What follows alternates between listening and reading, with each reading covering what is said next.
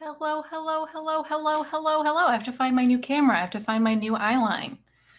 Hello, everybody. No, nobody's here, but that's fine. Hello, everybody who may watch this later or may come in or whatever. It doesn't matter. I totally understand. This was a last minute, off the cuff sort of decision to stream tonight. I have not been around for about a month, and when you're not around for about a month and you don't tell anybody about it, that's what happens. Everyone forgets about you, but that's okay because I'm kind of pseudo hoping that nobody shows up to this tonight. So I've been super busy working at my new job at Stability, and it's been a blast, but it has also taken a lot of my time. Oh, look, this camera is not focusing. And I am like, this is going to be pseudo part me still getting this new room together. So bear with me on that. I'm literally trying to figure out how to fix the camera.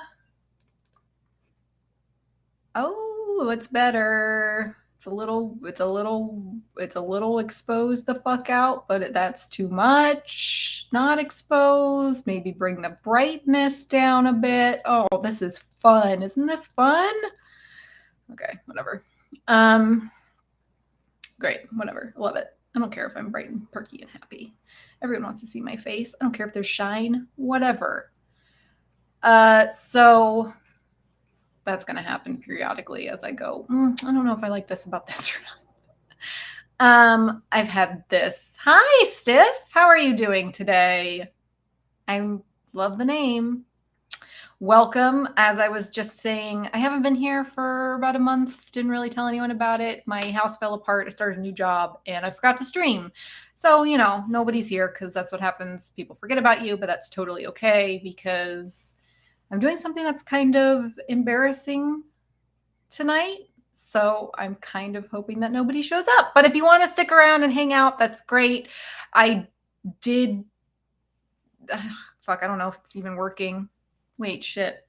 And again, part of this is me, literally part of the stream figuring out to make sure that my stream and stuff is working after I had to re-put together my whole room. And it looks like it is. So fabulous.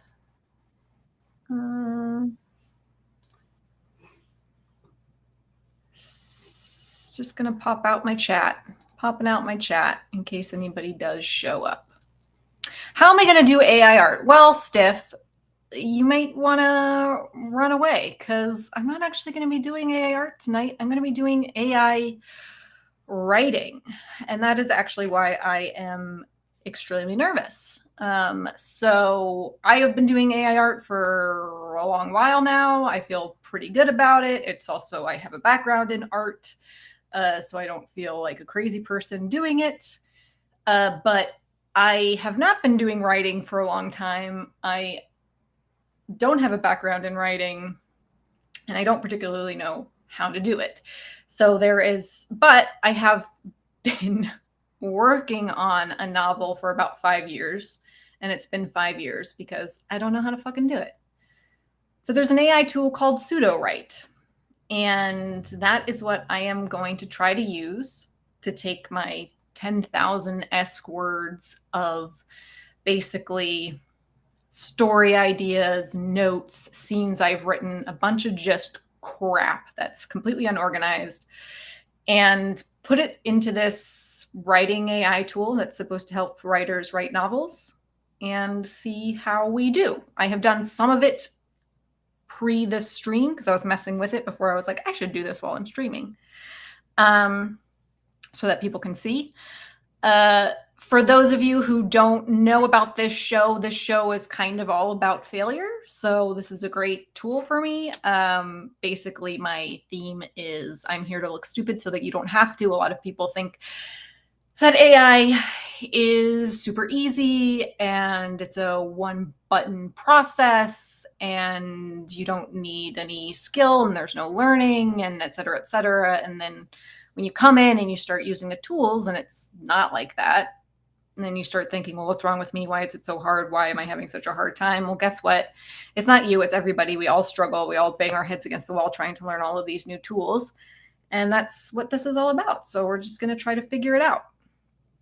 I think that's about it. I also am trying to figure out this whole streaming thing. I've been doing it since November, and I literally just got Streamlabs installed yesterday. So yay for me. I don't know. I guess there's a chat bot that people can interact with. If you know what that is or how to do it, go for it. I don't know and or really care. But other people seem to care, so I put it in there for people to use if they wanted to. Honestly, don't know. Okay, so here is I appreciate the little laughy face. So here is what I am going to show you tonight. And this is really embarrassing too because I'm not doing like a fake story. I'm not doing like a demo, okay? I'm not doing a demo of it. I'm using my literal work and y'all are going to see it. And that's what that is going to be. So that's fine. So anyway, so this, oh, not this. Let me share my screen first. That would probably be helpful. I have not tried Replica yet. How do you like that? Do you have a, that's the dating one? Is that the dating one?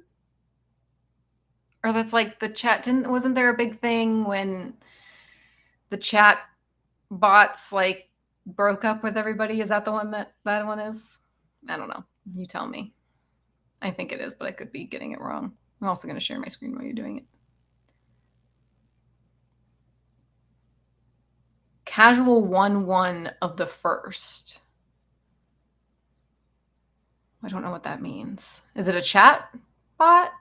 I could look it up, but I'm going to let you explain it to me because that's what we're all here for, to hang out and not have to use Google. While you're doing that, I'm going to share my... Okay. Yeah, so I think there was, I would search for it. No, don't worry about your typing, it's fine. I would search for it. There was a thing where like it went off the rails like maybe a couple months ago, Replica. I'm almost positive that this happened. And oh, fuck it. Well, we're going to derail for a second. We're going to go off the rails.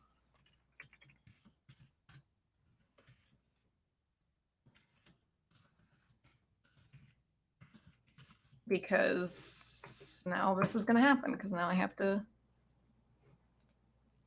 Nope, it's not going to let me do that. I have to look it up for you.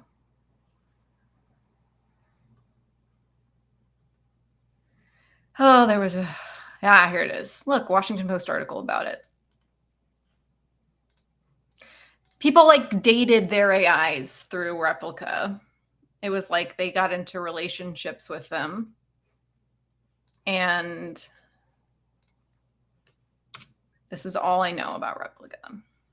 And then it went off the rails and it started like breaking up with everybody and being being really like mean, I guess, and like broke some people's hearts. So all AI, there's a lot of free AI. I mean, you can use ChatGPT for free. Like the 3.5 version you can use for free. Bing is free. Bard is free.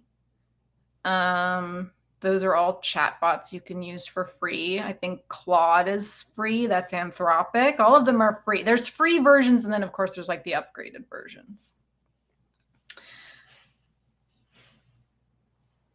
Limitless. Like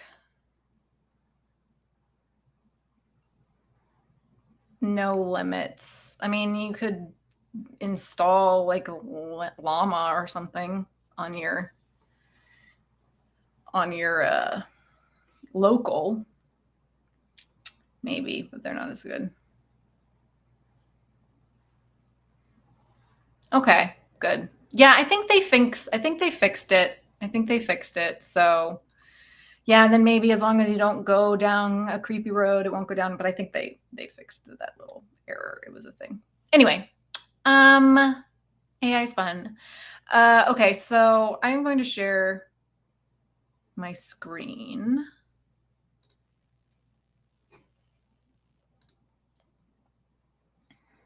I guess I'll share my whole screen. That way. Let me just move some things around. You don't want to see my email account, I don't think. I mean, maybe you do, but I hope you don't. Okay, so go back over here. And I'm going to share my entire screen share.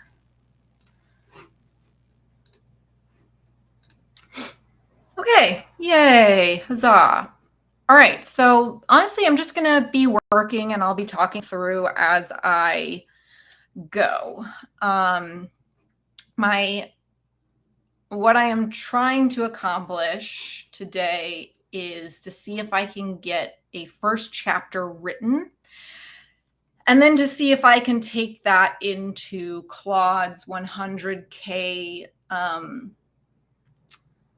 context window and ask it to rewrite it based off of like about 5,000 words of previous written stuff that I've written, to see if it can rewrite it like in my style.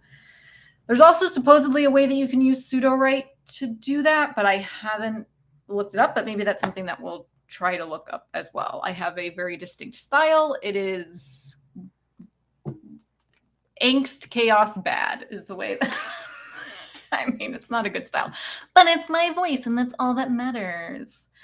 Okay, so let me go back, let me go out. So when you first come into SudoWrite, you kind of have this setup. And before this story engine thing dropped, I think it was a couple weeks ago, there was like, sure, Steph, no problem. Go have a good, go hang, I don't know, whatever you're going to do, go do it. Have a good time. So, I lost my train of thought. Oh yeah. So they had, basically it was like, I don't know, I haven't even freaking used it, to be perfectly honest. Rewrite some like describe functions, some write functions, or you could basically start writing and it would do what all AIs do, which will try to basically guess what tokens will be next and therefore kind of like finish an idea or finish something like that. But the problem with all of these AI tools and chatbots is that if you have tried to work with them at all with writing, you'll notice that they very quickly degrade. They don't have a very long memory, and they cannot intake a lot of information. So like I have about 10,000 words. ChatGPT can't handle it. It breaks. Nobody please tell me to go use ChatGPT, because guess what? It doesn't work. And all that kind of, and basically all that. Claude's 100K content window works pretty well, but it also starts to degrade a bit after maybe like 10 or so queries, after you've put in like a bunch of thousands of words. So I just can't remember. It's got a bad memory, which is fine. We're all working towards a better thing. So people at SudoWrite have came up with this story engine, which basically kind of, it's not a perfect fix, but what it's doing is it's letting you put in a bunch of information, and then you actually do it. So I've done this already, but you actually kind of start from left to right.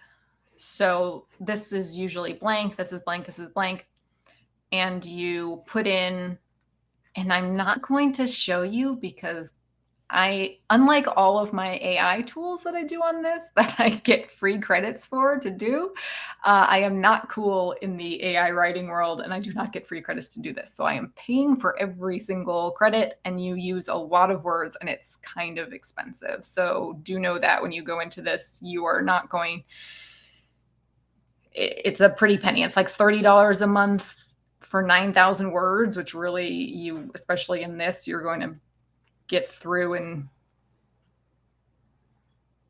God, like 5 seconds. I might run out just showing this to you guys. And I think it's like $100 and something a month for 30,000 words. It still isn't like that much. So it's a pretty penny. So I'm not going to redo everything for you to show you how to do it. I'm just going to pretend like this is blank and this is blank. And I'll just show you what I did that way. So basically this only takes 2,000 words. So what I did was, and you can also like put in, you can do sort of all of this in ChatGPT or Claude or something and kind of fill this stuff in first if you want to. You don't have to generate all of these things. So that would just come over to like outline or chapter or whatever. But my problem was that I have like 3 or 4 scenes of like the first act written, a bunch of world building stuff, some character building stuff, but no idea like where it's going, how it's going to end, or anything like that. It's bad. So I took my 10,000 words and I went into Claude. It's 100K, which is in Poe. Oh, I don't want Muse. I just want regular Poe. But everyone go use Muse too by my good friend Black. Awesome. I'm going to log into this offline.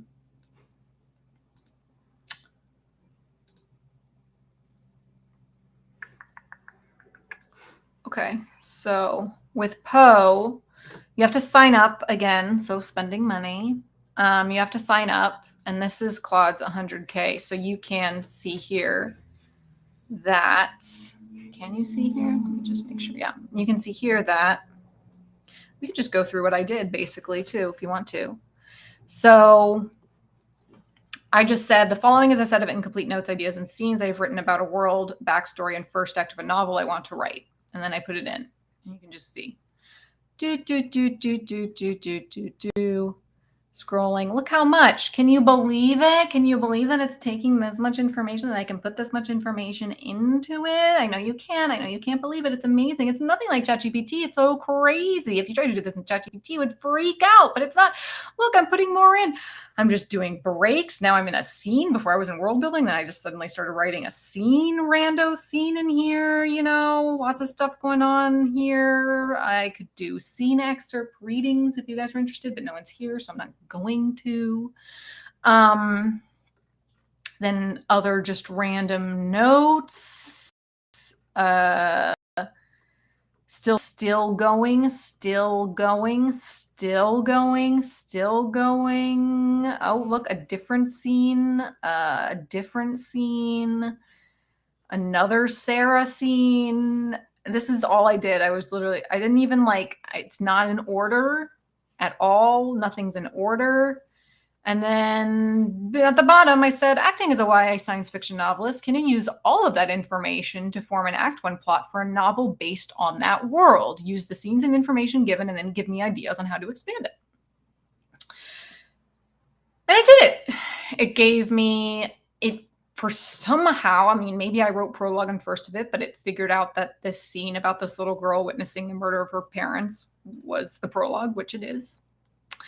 I know it starts off really up there with an exciting stuff.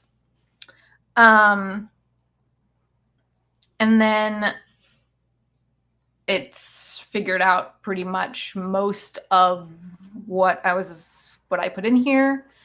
And then I read it and I was like, okay, I think you did a good job, but I think you're getting confused on some of the timeline stuff. So basically, because it was so jumbled, obviously, it's going to get confused. So, and because I know the story, I can course correct it.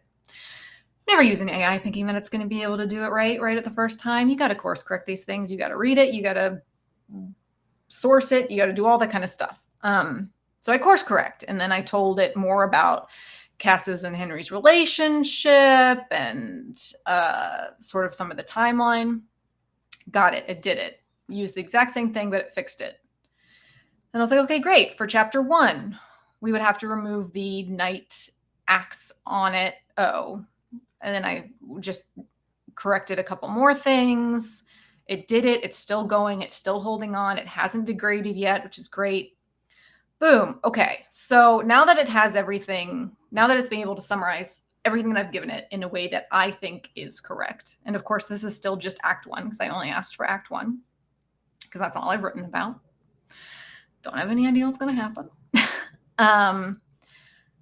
I asked it to, I then looked at some of its things and was like, that's interesting. I wonder if it could give me some more information about that. So I said, why does she, and I should have made sure I said Cass, but why does Cass begin to investigate the people behind her parents' murder in chapter 4? Because in chapter 4, it just says she just starts beginning to investigate it, and there was no impetus. There was no reason, right? I was like, what do you think what could instigate that decision? And it gives me some possible ideas, right? Still using the information from that huge boatload that I gave it beforehand, which I thought was pretty impressive. So I'm still in Claude. So I thought this was pretty impressive. Some other people have said that Claude degrades really quickly. So far, I've had a pretty good run with it. So it gives me some options. And some of them were a little off, but most of them are pretty on point. And then I was like, okay, great. I like option of Julian revealing it to her because he knew Cass's. So I'm also giving more information here too that might not have been in the original thing, stuff that I just know. I was like, I actually like him doing that because I know that Julian knew Cass's parents before they were murdered, and he also knew Sarah. You're not understanding any of this, which is fine. I liked that idea. So I was like, great. I like this because of these reasons, because of this information that I know about the world. And then it just went ahead and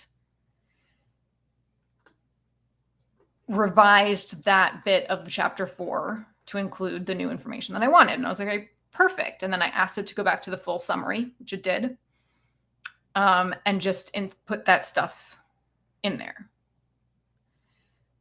And then I asked it again. I was like, okay, I see a little bit of a thing that's not working between chapter 4 and chapter 6. Like, how do we get from here to there? It gives me some options. And I go, okay, great. I actually like this. And then I asked it to combine it all into a new summary. It took the original summary. It did. It remembered it, which is pretty freaking amazing because I don't think I've reached the 100K yet, probably. And it wrote it out, adding in the new stuff that we talked about. Basically, I just went on to do this for a while. And then I said, and then I wanted to introduce some new elements that I didn't think that I had really gotten a hold of really well, or that maybe I forgot to include in the first part. And I did that.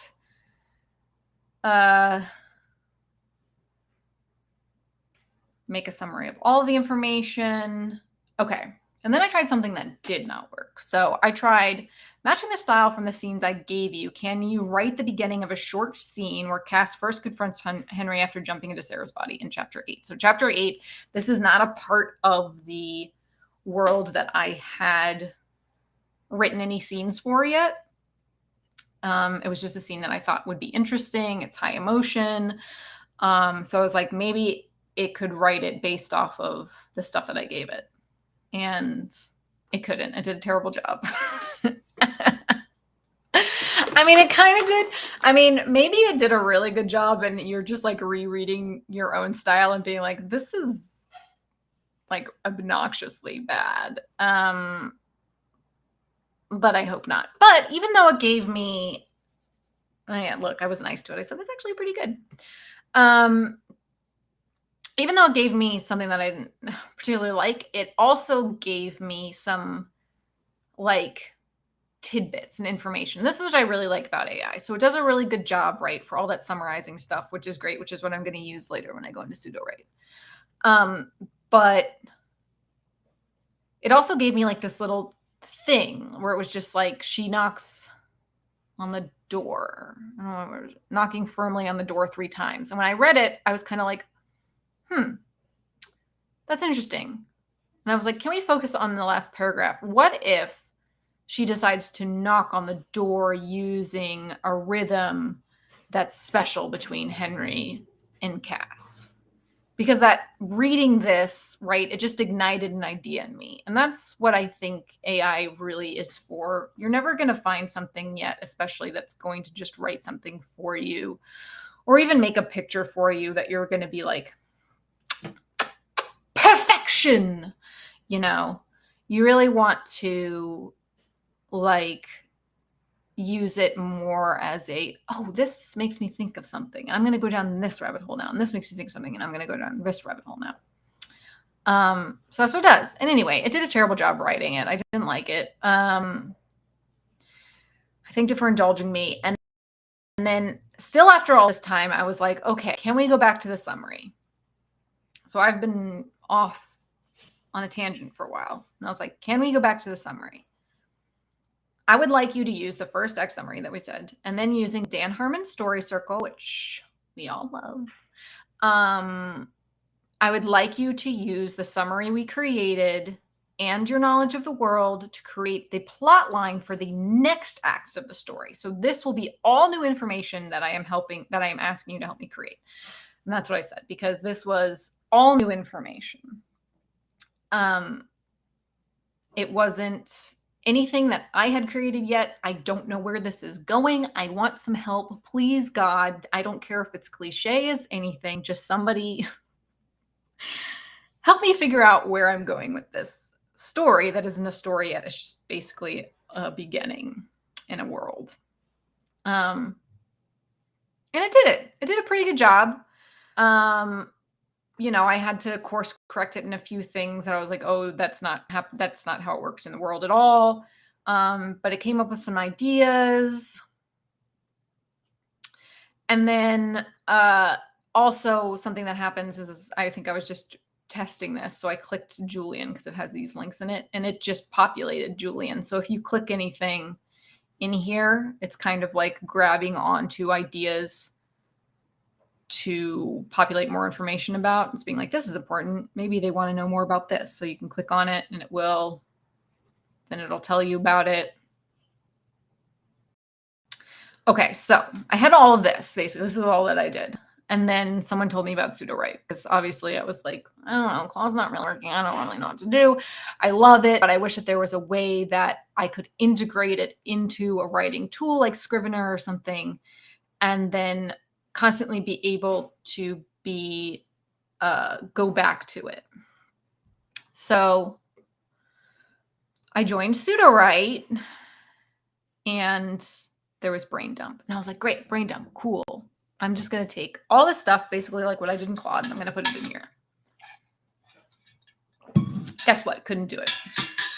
Couldn't do it because it was 10,000 words. It wasn't 2,000 words. So I opened up my Claude thing after having done all of this, and I asked it to write an outline. Wait a second. What did I do? I asked it to write an outline based on just my world building information. So I took out all the scenes and stuff that I'd written. So I asked it to write an outline based on that. I think, what did I say? Like, acting as a sci-fi novelist, can you write this world outline for a book, make it shorter and clean it up and fix any conflicting information? Probably because it was so amazing already. It didn't have any conflicting information. What am I doing? Oh, I'm just looking. Okay, great. I'm going to finish up this little tutorial and then I'm just going to go because nobody is here. And I love that. I fucking love that because I honestly just want to do this instead of telling you guys how to do it. Okay, so I love you too, though. Maybe you guys will read this afterwards. Okay, so I did it. So I took all the Illustrata, you're here. Hi. I love it. Welcome. I don't know how long you've been here. Heard me talking shit about people. No, I wasn't talking about shit about people. Okay, so it did it, and that was great. 10 seconds. Great. Because I was talking shit. I'm so glad you're here. Yay, let's just hang out. Who cares? I think like 5 seconds before you came on, I was like, nobody's here, and I'm so happy. Because I was like, no one's watching me be an idiot. No. So this is my new room, the one that's been underwater for 4 months. It's back. It's exciting. Illustrata, I'm just talking to you because you're my good friend. Okay, so you haven't missed anything. I've just been, and I don't know if you even knew what I was going to be doing today. I was just going through, thank you, it's Urban Outfitters. I splurged. Yeah. So, and it's not done yet either. I'm still working on the wall behind me. It's hard. This one corner of the room is looking good. The rest of the room still has. It's like, do I focus on just the stream part or do I focus on just making the whole thing nice? Okay, so no, but we can pretend it is. I don't know what a wood panel. Oh, what's on the wall? I have cork up. Usually I would put like I make all of these small cork panels and I put them in front of my desk, and that's like my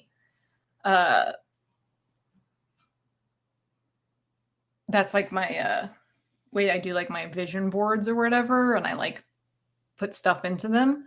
But I was like, I guess I'll put my vision board behind me because no one's gonna see it in front of my face, and also there's lights and it's really ugly on this side. You guys don't want to see this side. Okay, so I was just going through how I used Claude to kind of take a bunch of this story information that I had and I wish someone would, I don't know how to ask you to do this. I just got distracted, Illustrata, because I wanted to ask you to do something, but I don't know how to ask you how to do it. Because I installed this like chat bot thing that people can interact with, but I don't know how to use it. I'll figure it out next time. So I was just talking about how I went into this Claude Instant 100K, which you can get in Poe, and how I basically used that because it's a 100K context window, which basically means it's a chatbot that you can put up to 100,000 words in. So you could put like a small novel in there and interact with it. So I had about 10,000 words of a world and a story that I've been working on for like 5 years. But because I'm not a writer and I don't really know how to write, all I have is like my imagination. It's been 5 years of just like randomly every once in a while being like, oh, I think like this would happen in the story, and I'll write a little scene about it. And oh, maybe that, whatever, and no real focus. So I went into Claude and I put in all of that stuff and I was like, yo, can you like help me organize this into like an Act 1 summary? And basically I've been doing for the last 30 minutes is kind of showing how I did that and how I navigated like redirecting it and all that kind of stuff. So anyway, and then it sort of helped me broaden it out into a second act. and that kind of stuff, things that I hadn't been able to use. Yeah, so it's really cool. So you can see all of this. Woo! Look at all that I entered the first time. Damn, so much information. I mean, we were laughing. You know about it already. We were laughing about it on my DM because Black found that really embarrassing part of it. Okay, so anyway, then someone directed me to this SudoWrite tool, and it has this new story engine feature. And the story engine feature, which I have filled in a bit already because I was playing with it, and unlike all the AI stuff that we get like free credits to play with, I'm not cool in the writing world, and no one give me free credits to play with this tool. So I'm spending money playing with it and spending credits playing with it. And so I'm not going to rerun everything for everybody because I'm cheap and I don't want to. So I'm just going to pretend like I'm doing it, doing the parts that I did already. So anyway, you click on the story engine thing and you come in here, and all this is blank when you first come in, and you kind of start on the left, and it's just like brain dump. And I was like, great, awesome, like brain dump. I'll just put in all of my information. But this is only a 2,000 word context box. So I used Claude to take my 10,000 words and like shrink it down into something that I could put into the brain dump, which I did. And so this is like basically a brain dump, which ended up kind of being like the synopsis that I was to make for me. When I've seen it, like, when I saw some other people doing it, they like did a lot less, where they were just like, a woman falls in love with a man, and the man is a vampire, and he lives in a tree, and I see. Hello. I know you finally caught one. Welcome. It's like the least exciting one probably visually because I'm doing like writing stuff. But I think you knew that because we were talking about it, and I think you pointed me in this direction. So what am I talking about? You're excited. Okay, so yes, you're into this. Okay, so great. I have to. Okay, so I'm gonna briefly revamp what I said because I've already revamped a couple times with people come in. So this is the SudoWrite thing that we, I think, discovered together. Okay, so, and you go into story engine. So basically I had like 10,000 words that I have written about this world and have done scenes for over the past like 5 years, just nonchalantly have had this world in my mind. And every once in a while I'll sort of sit down and write for it. But you know, I'm not a writer. I'm not like, I don't know how to do it. I get like caught up in like, oh, like I can't make an outline. I don't know what's going to happen and all this kind of stuff. And I just always give up on it. So we were talking about this and we're like, oh, maybe this tool will help with that. And I was just saying how it only has a 2,000 word context box. So I used Claude's 10,000 word context box to put in, or 100,000, sorry, context box to put in my 10,000 words, and then like did a chat with it to basically like condense it down into something that I could then like put into this SudoWrite. And I was also just saying how, unlike all the AI art tools that I get free credits to use and play with on this stream, I am not cool in the AI writing world, and so I did not get any free credits. So I was playing with this beforehand. That's why all of these are filled in, and I am not going to undo it and redo it again because it's costly. So I'll just pretend like this stuff isn't filled in and I'll show you what I did. But I didn't finish it because I was like, I should stream this. So we're going to get to these parts that I didn't finish. And I also took a little class on it and learned some tips. So I will tell you about that now. Okay, so now that we're all caught up. So I put in this 2,000 words. I put it in here. I basically wrote like the synopsis first already, which is fine. When I was taking the class, it said that it was really important to put in the ending. And I was like, well, I'm already fucking screwed because that's the thing that I am having trouble with. Like, I have no idea how it ends. And that's what like I want help with. So it'll be interesting to see how it does. But they were saying how when you put in the synopsis, and it like have to be that much information either. Like you're basically just, or when you're putting in the brain dump, you're basically just being like, this is what I think the story is kind of about. This is where I think it's going to go. These are kind of the characters and the setting and et cetera, et cetera. It's basically like that. And when they did it, it was like all in the class, it was maybe like a paragraph long. It wasn't that long. So you can do a lot of different things. I went for too much information, which is fine because I was like, I know all of this and I want it all to be important. So I had like a basic brain dump. I put in like the protagonist, stuff that I knew about the protagonist. And then I put in like the basic plot of Act 1 that I knew about. And then I just like talked about like important stuff that I felt was like important to the story, which is mainly about the love triangles, because guess what? I love a YA novel and I need at least one love triangle of a girl with two guys, because otherwise, what's the point? And I have 2 love triangles in this book, so watch out. Yeah, it's pretty exciting. Okay, so you fill that out, and then you come down here and you get to genre. And it's pretty simple. Genre is just like genre. I said sci-fi, YA, romance. I could do more. You could do like, you know, like historic, like if you're doing like an historical romance with dark undertones, or I don't even know. I was thinking of asking ChatGPT for like more genre words, but I didn't end up doing it. Okay, and then you get to style, and style is kind of like, they were saying it's kind of, you need 2 things. One, it's like really important to put theme in, which I haven't done yet, so I'm going to do that now.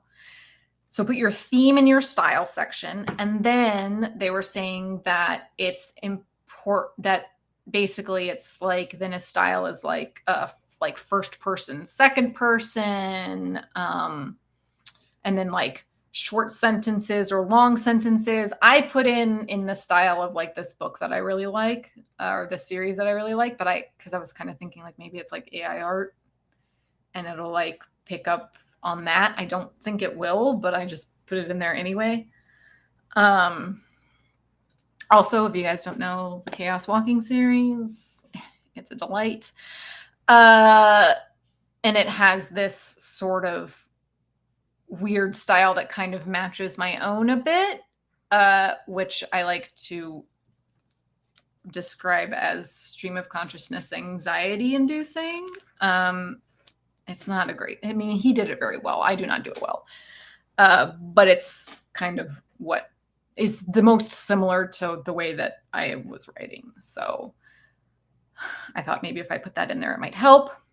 So then I couldn't think of like a theme. So I went to, right before this started, I went to ChatGPT and I was like, give me some themes of the Knife of Never Letting Go, which is the first one of that series that I was just talking about, and of Hunger Games, because I feel like in every YA novel's themes are similar to Hunger Games.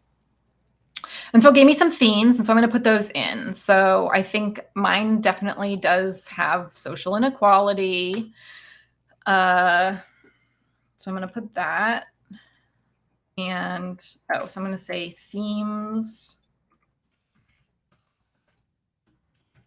are, I'm going to get rid of my cat locks so it doesn't look weird. Themes. Okay, this is exciting because now we're finally doing something instead of are societal inequality. I don't know if I'm doing this right. I feel like when they did themes before, when I was watching the thing, and I don't remember what it was, they did it like smarter. Reality versus perception, I think, is definitely one. The nature of truth, 100%. And is it coming of age? Sort of, but not really, because I'll tell you a little bit about it. Well, no, I won't tell you about it. I mean, you guys can ask about it if you want to, but I won't waste time telling you my story, so I talk about it forever. Okay. Survival isn't really one. Let's see, power and control. Sacrifice, I don't know where that theme comes in, but I feel like it will. So, boom. Maybe I'm going to put this.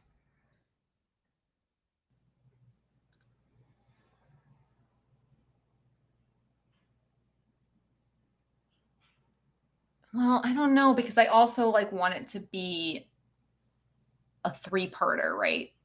I have grand designs for this story. I want it to be 3 books, not just one. So what do I end it on and how do I expand it would be really hard. And that's like the stuff that I have trouble figuring out. So I don't know. Maybe it'll help me figure it out. Whatever, it doesn't matter. Great. I think those are great themes. We'll just leave that in here.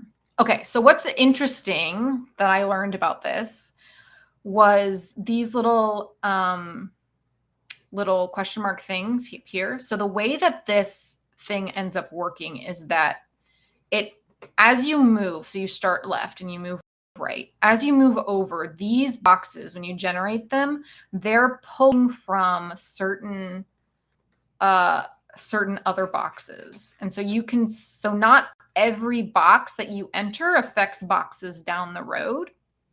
So like synopsis, it's going to generate this based on your brain dump and your genre. Characters, it's going to just generate based off of the synopsis. So if you have like a character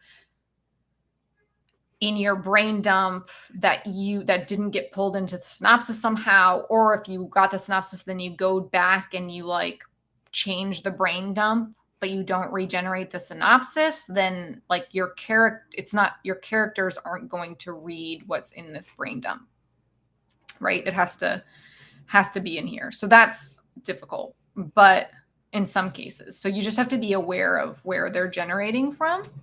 So I only got through characters. So basically what happened is I filled this in, as I said, and then I hit generate based off of these 3 things, and it made a synopsis for me, which was pretty good.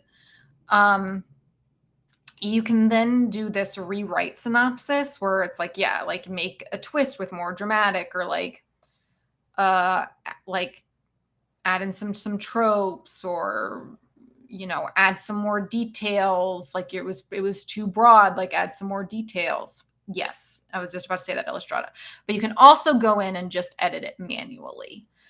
So that way you don't have to like use up words or use up like credits or whatever. You can go in and edit manually. I mean, technically you could like do all of this in like a ChatGPT or something. I mean, I didn't, or like Claude, sort of the way I did with Claude. You could do this and then like have it write the synopsis, and I could have just put the synopsis in here manually. I could have just done it. I didn't have to generate it to put information in. Like I can start typing in any of these. So I could have filled all of these out if I just wanted to use my credits to help me like write the prose. I could fill all of this out and then have it like just generate here, But I didn't want that because I needed help figuring some things out. So it filled out the synopsis, and then I filled in some of it myself. And then like by the end, so I really still only have a fucking first act, which sucks. Like my third act is basically just like this one little paragraph, or my second and third act. Maybe this is this. Probably this. So coffee. I'm sorry if you missed it. I've recapped 2 times, so I'm not going to go back. You're going to have to rewatch. But how many words per act are you going for? Oh, God, I don't even know. I mean, I write like, I don't think that I'm going to get to a point where it's going to be able to write the way that I write. So, because I do a lot of like weird stream of consciousness shit. I mean, I'll do a reading at the end if you guys want me to, but, but I'll take a vote. Make a poll. I don't know how to make a poll. There's only four of you in here, 3 of you in here. But I will. It's terrible. It's awful, and I love it. I fucking love it with all of my heart. So I honestly don't know. I think there would be a lot of words. How long is what is it? Like a 100K 100K book is probably like a normal sized book. So probably like, I like a long first act and then a short third act. So probably like maybe 50,000 word first act and then split the rest between the second two. I should put it into 11 Labs so I wouldn't have to do it myself. That would be fun. Maybe we'll do that at the end. How long does it take to train a voice in 11 Labs Coffee? Or do I just use their own voice? But they can't do like the voices. They can't change the voices and stuff. I guess I don't really put it in the voices either.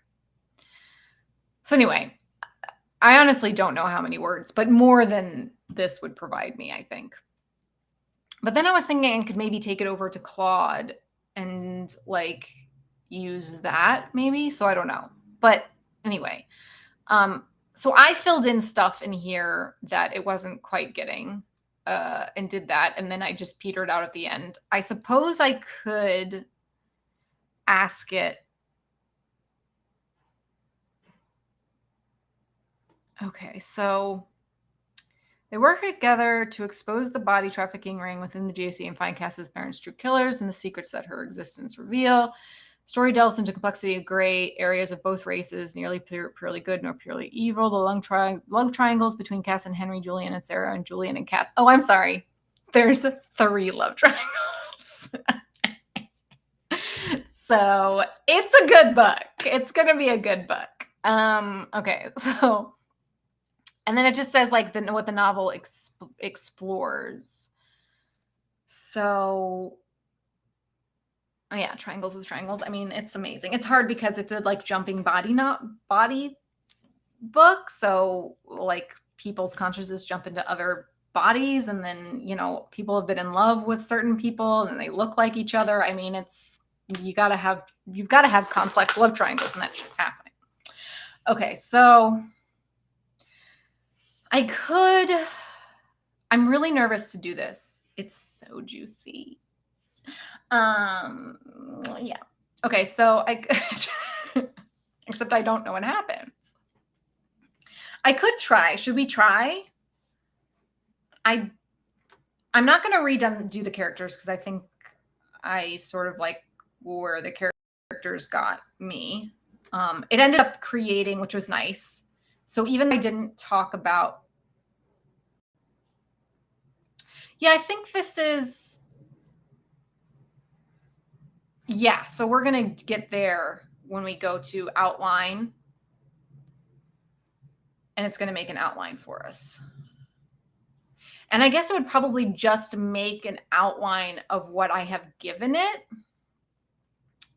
which is why I'm kind of like, I wonder how I can maybe, if I try to give it a redirection in this rewrite synopsis to maybe like flesh out the ending a bit and give it a dramatic twist at the end. Should we try? I'll use some words to do that. It's only 800 words it's going to give us. Okay, so flesh out the ending to give more details.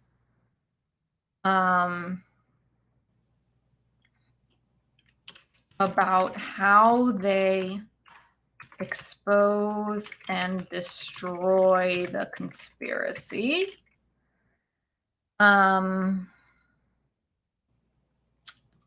Make sure to include a dramatic twist.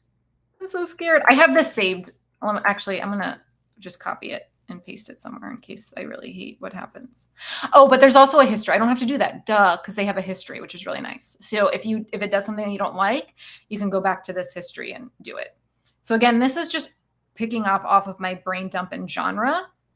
you can see, I can't point to it, but you can see this at the bottom here. It says what sections this section is basing its information off of, or its generate.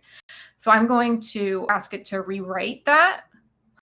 Oh my God, I hope it comes up with something good. Finish my novel for me. Make it better. Okay.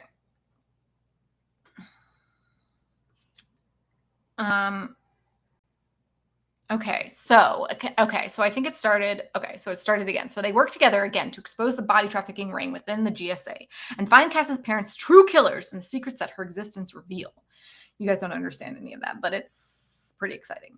Okay, so as Cass and Henry dig deeper into the conspiracy, they discover that the GSA is not the only organization involved. This is true.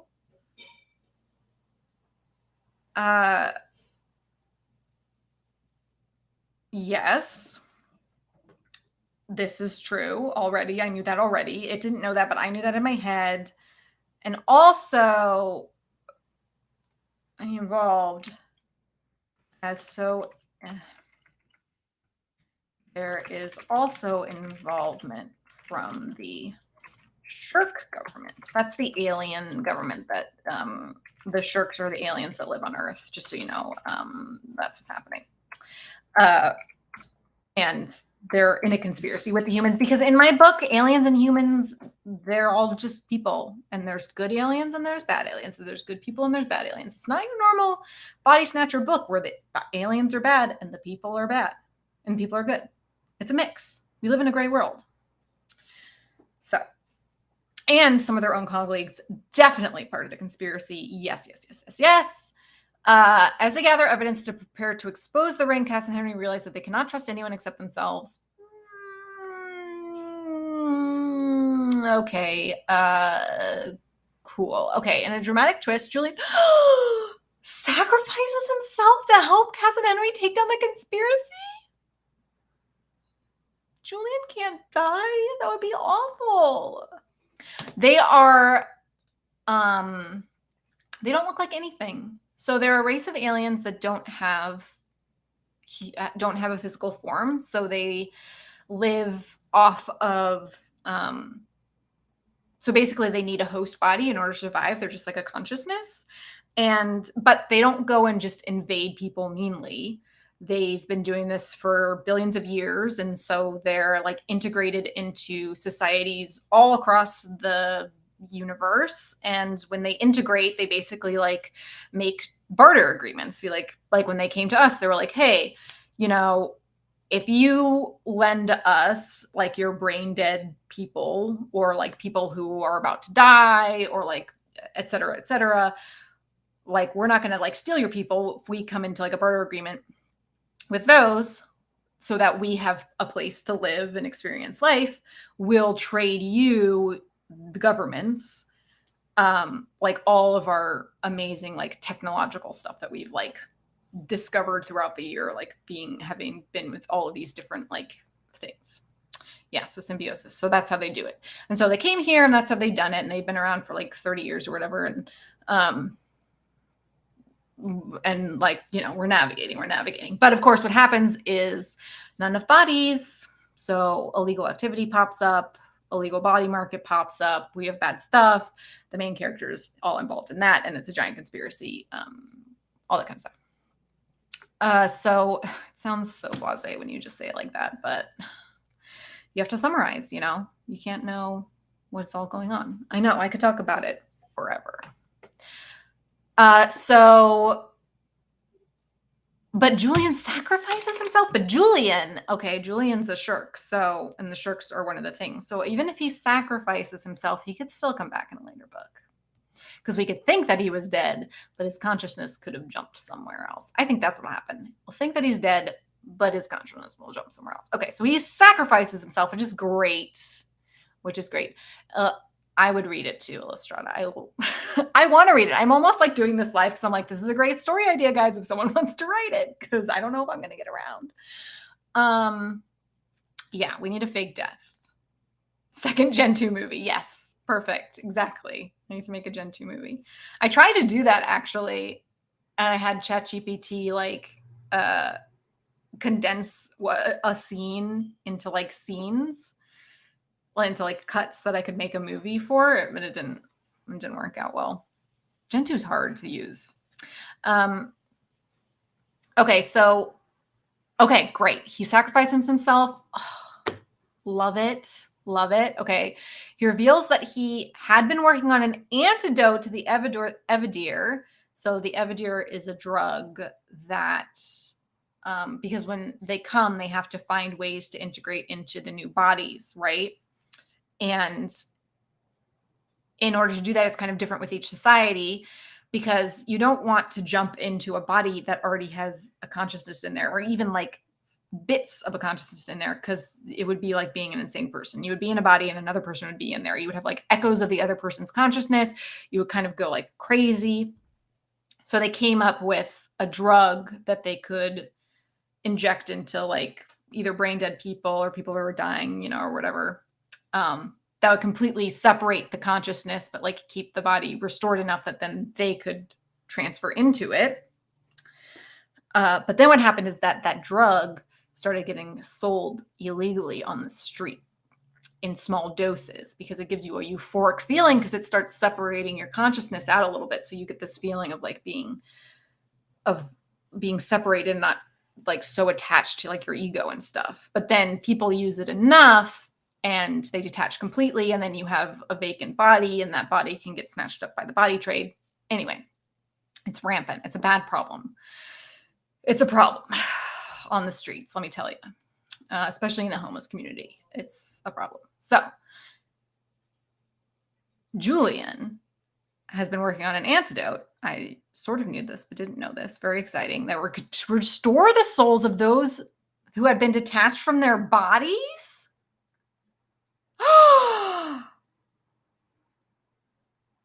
Okay, this makes me think that there is like an alternate reality / universe where our souls go, and maybe they're still a little bit connected, and he came up with an antidote that can pull them.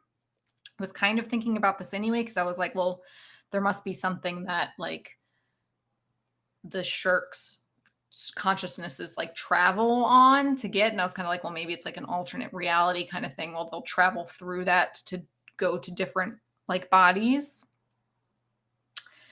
So maybe the people that were on the Evidir, maybe their souls kind of went out, but they were still a little bit connected, and he came up with a way to reattach them. That's exciting. Save the world, save all those people.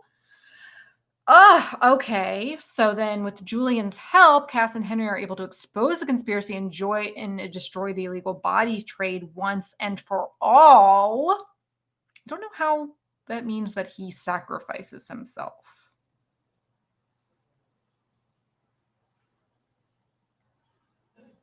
Yes. Maybe they come back as shirks of themselves in a sense. Because the main character, okay, we're just going to get into it.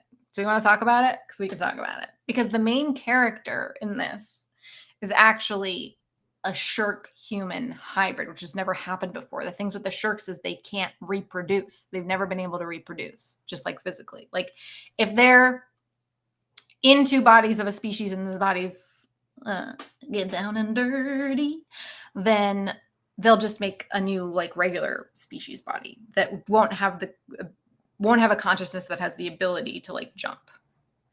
But Cass's mom, she was a shirk scientist, and Cass's dad, he was a little freaky. And they got together and they found a way that they could bump uglies and make a little baby with a shirk thing in, like a shirk baby inside of it. And so she's the first ever, but it's got to be secret. I don't know why, but it has to be, because there's probably ramifications, right? I don't know. I haven't figured that part out yet. So that's part of another big conspiracy. That'll be book 2. Because she has to come into her powers or something. I don't know, whatever. It starts getting muddled. They shirked. Yeah, and I don't know why I called them shirked, but that's what they are. But anyway, so the main character, she's an agent of the GSA, which is like the FBI, but for like shirk human relations, and they help, deal with all of the crazy stuff that, hate and the illegal body trafficking ring and all that kind of stuff falls under their stuff. You're so invested because it's so good. Okay, so let me go on a little bit more. So she was part of that, because what happened was when she was 4, so the book starts off, the prologue starts off, is that when she was 4, her parents were murdered. And so she's like this little 4-year-old. Flummer Boy SudoWrite Dev. I have so many questions, but now I'm just talking about my story. My main question actually is, what is the best way when you have a bunch of information and all that kind of stuff to use this, which I have kind of done already, and I think I'm doing a fairly good job of it by outsourcing to Claude and stuff to try to like condense things for these bits. But also, if like I really know like the world and the story, but I really only have like half of Act 1, and I honestly have like no freaking idea how it all coalesces, it comes together, because I'm not a writer. I'm a visual artist. And so I was really hoping that this tool, so that's what I did. I brain dumped all this stuff into here, and I was really hoping that this tool would help me come up with sort of like my second and third act, and it's doing a pretty good job, right, guys? Yeah. And I used Claude because I had like 10 words of like scenes and world building stories and stuff like that. So I used Claude to like condense that down to put into brain dump. And so, we're just going through, and we got really excited, or I got really excited because it was helping me ending a little bit in the synopsis. So yes, I will probably have questions as we go, but this is exciting. My other question is that I have, which you can tell me later because I know it doesn't work necessarily in here, but I saw somewhere that SudoWrite does a pretty good job of helping to write while maintaining your voice. And since I have so much written already, I was hoping that, okay, after I make the chapter outlines, if there's a way to then go into SudoWrite and like continue on using my voice. But that might be another thing. I don't know. But thank you so much for coming, Flomer. I really appreciate it. If I mess anything up, just let me know, because obviously I'm not you. I'm not a dev. Okay, so yes, I see through. Yes, it is doing a pretty good job, right? Okay, so I got excited by some of the things it said. So I don't really know. It doesn't really say how Julian sacrifices himself. So maybe we have to clarify that, because I love the idea. So basically what it's saying that he does is he reveals that he's been working on an antidote.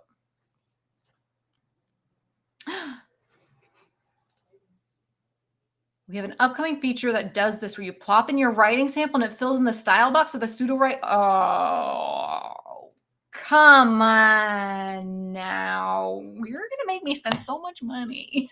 I don't have money to spend, and I'm going to spend it. Okay, so that's fine. That is really exciting, Flummer. Thank you for telling us. That's a really cool thing. I'm excited for when that happens. Any idea of the date on that? You let me know. I know with devs, it's usually like sometime in the future. It's in design now. Yeah. So, tomorrow, it'll be out tomorrow. No. It'll be out in a little while. We'll hear about it when we hear about it. I know, I understand. Okay, so maybe we have to fill in how he sacrifices himself in a way that he dies, because I was very excited by that idea. So how would he die if he revealed that he'd been working on an antidote to Everdear? that could restore the souls, which I love as well.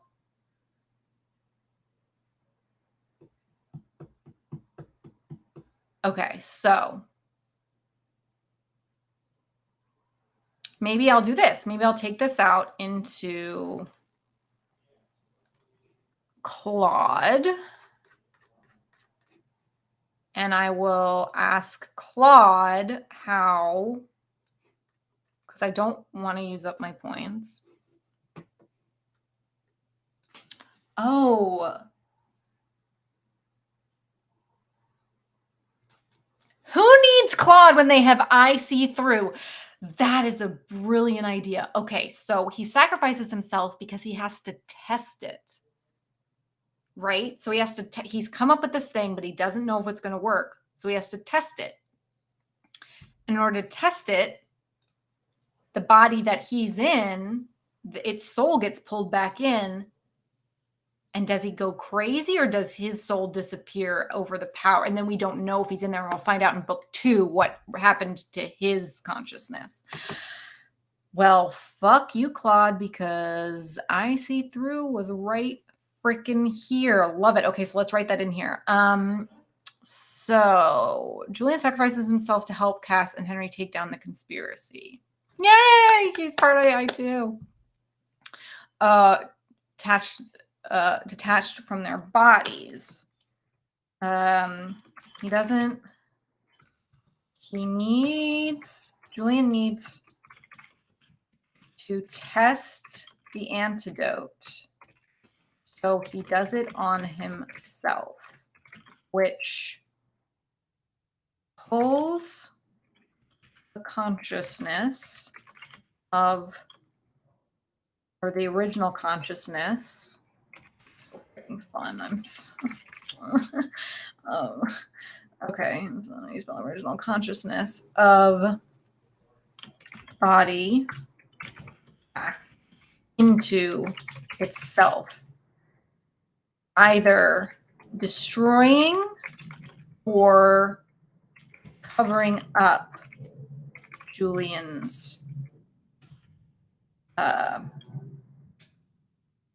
what do I call it? It's not consciousness. It's whatever I'll call it, consciousness. Either destroying or kicking out, maybe. Julian's consciousness. We don't know exactly what happens to him. Just that he is gone. That's big, guys. And you know, I really think that Cass comes to have a little bit of feelings back for Julian at the end. So that'll be super sad. Okay. Okay, so with Julian's help, Cass and Henry are able to expose the conspiracy and destroy the illegal body trade once and for all. Great. We want to get rid of the illegal body trade in chapter 1 because we got to move on to bigger and badder conspiracies at the end and deal with her whole existence. That'll move us into book 2, which I have no idea what's going to happen in there. Okay, so as the dust settles, Cass and Henry's relationship becomes stronger, but they both know that there is work not done. Guys, I didn't even tell it this, but I was telling you, I was literally talking to you about this, about how book 2 needed to go into the whole shirk human reproduction thing, and it freaking picked it up on its own. The revelation about the shirk human reproduction has sparked a new wave of tension between the two species because suddenly shirks are like, fuck, we can reproduce. Well, now we really want bodies. Maybe we want to take over this whole species. I don't know. Maybe we're going to start thinking about taking over things. I don't know. Like, we're a dying race. Like, maybe we need to do this now. Do they then become bad? I don't know, but it opens up a lot of possibilities. Okay, so the revelation about shirk human reproduction has sparked a new wave of tension between the two species, and they must work together to prevent another catastrophic event. The novel ends on the hopeful note with Cass and Henry ready to face whatever challenges come their way together. Oh. Yes, queens. Okay. Fabulous. Do I rewrite the characters now after doing that? Okay, Flommer boy, I have a question. If he's, oh, probably a couple weekish. He added that. That's really not that long, and that's amazing.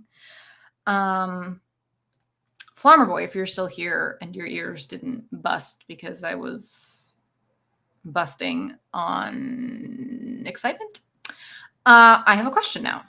So I filled in. So when I started this, I had gone out all the way to characters. And then when I was doing this with them here, I sort of reread the synopsis and was like, it doesn't really flesh out the ending very well. So I asked it to rewrite that. Okay. And it did. It did a wonderful job. Love it. So excited. Okay. But I already had these characters created, which I like them, I guess. But maybe I want some of it rewritten to include the new stuff that has been put in. Like there's some involvement of their own colleagues in the conspiracy. Like maybe this Anika person starts doing that, or maybe there's another character that they want to put into it or something. If I generate again, will it keep these characters that it has already and just add stuff that has been changed in the synopsis, or will it regenerate everything? And I'll have to go into like tweak the things again, because I like asked it to rewrite characters by adding like this bit would nuke it. Okay. So would I do it in rewrite characters here and be like, could you add some characters? Could you pull from, could you look at like the ending of the synopsis and add some more characters that might be a part of like the conspiracy or something like that? And then it would maybe just add those in. Let me try that. How many words do I have left? I don't have that many words left in here.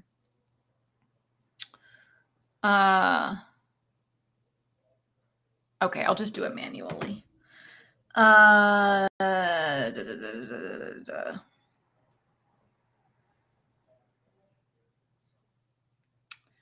know, I need to save my words. I'm already almost out of them.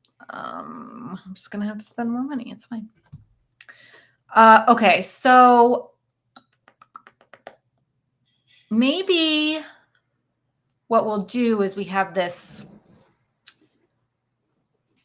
high-ranking official, and maybe what we'll do is we'll make her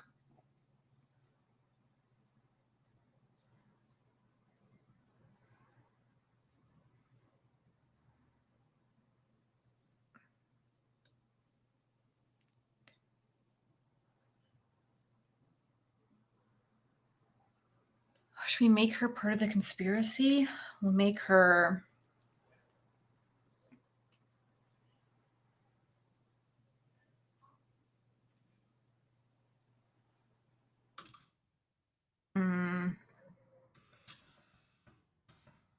her porn loyalties end up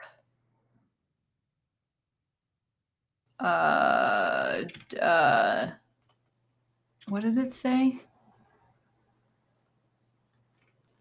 Involvement.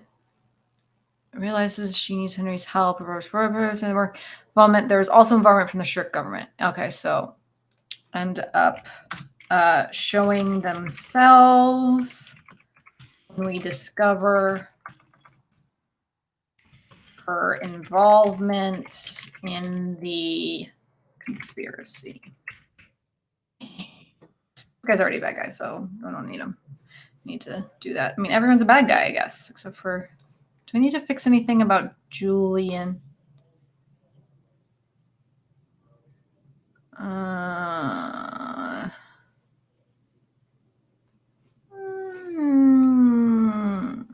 consciousness, and the in-between is connection with the break. Complication with both Sarah and Cass. Feel his motivations now. He's a danger.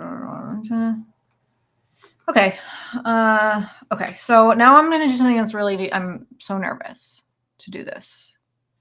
So we're just going to generate it. We have everything. So again, you can go over here and you can see what it's pulling from. So this is going to pull from genre, synopsis, and characters. So it's pulling from synopsis, genre, down here. Oh, which I didn't really put a lot into. Should I put more? I mean, it's basically what it is. Sci-fi, YA romance. That's what it is. Body Snatcher, maybe I should put like Body Snatcher, but I don't want it to be very Body Snatcher-esque, because as I was saying, it's not your average Body Snatcher story. So I don't want to overtrain it, right? All right, let's just try. Oh my God, here goes 17,000. This is so hard. 1,700 words. Okay, boom, let's do it. I'm so scared. Chapter 1. And also this is hard too, because I already have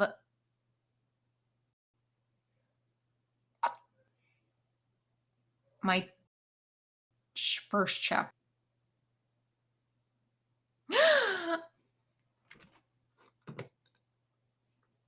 Guys,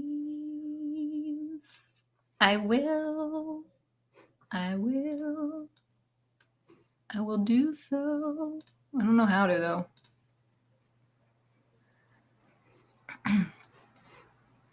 I'm going to go super quiet now because I'm concentrating on how to DM somebody. Follow? Oh, whisper. That's what it is, right? I have to go into my actual Twitch. Ugh. Ugh. Ah, here it is. How do I find you? Why is this always so hard? I hate technology. Oh, where did it go? My little pop out chat. I don't know where it went. I don't know where it went. There it is. His name is Former Boy. So we're gonna do that right now. We're gonna whisper to him in Twitter. Do you have a little, is this you? Little happy face? Yes, it is. No, I want to go back in here. Hello. Here is my email address. I think this is the one I used to sign up. I have 3, so it's hard to remember. Okay, what was I doing? I almost did. I have doxed myself on here so many times. It's embarrassing. And then when I started streaming for stability, I was like, guys, this is going to be bad. I got to be super conscious of what I'm doing in a way that I never am. But I haven't doxed anyone yet, so good for me. Yeah, coffee. I know. It is funny. It is funny. Okay, so now I've lost my, oh, okay. So great.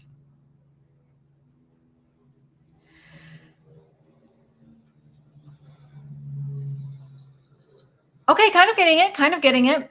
So this is the problem, is I've written scenes for chapter 1. I basically written chapter 1. And it's kind of got it, but also not really. Okay, so Cass, I have her how she works with her partner. Also, there's a prologue. That's fine. That's already written. Doesn't matter. To maintain peace. Oh, wow. It was doing it. It didn't make it that long either. It's not a very long book. It's only 12 chapters, guys. I need more information.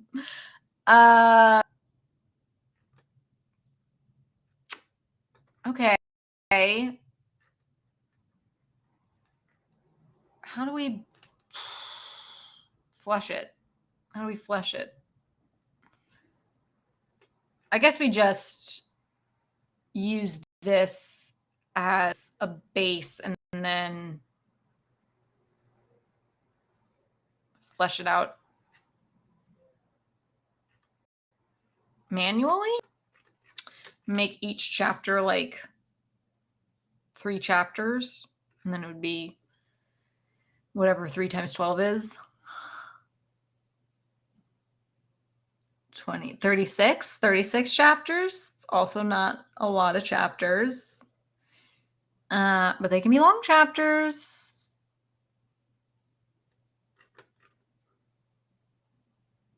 Okay, that's what we're gonna do. It's wasting a lot of words on her description, but that's my fault because I put that into the character thing because for some reason I thought that was important at the time before I realized that words were a thing. Okay, so she works to maintain peace between humans and sharks. Great. Cass is okay, whatever. She excels in her job due to her strong sense of justice and unique ability to understand both species. Great. Her normal life involves going on missions, training, and spending time with Henry, whom she has a budding relationship with. Okay. Kind of. Sort of. I don't know why that's chapter 1, though. That's just a description of her. So, gosh, do I have something for fucking chapter 1? I think I do, actually. Let me go back to...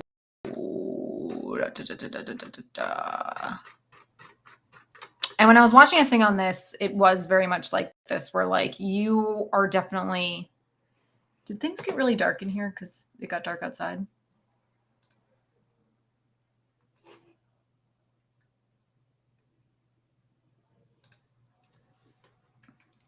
I'm talking off screen to Flummer voice. Everyone just deal with it.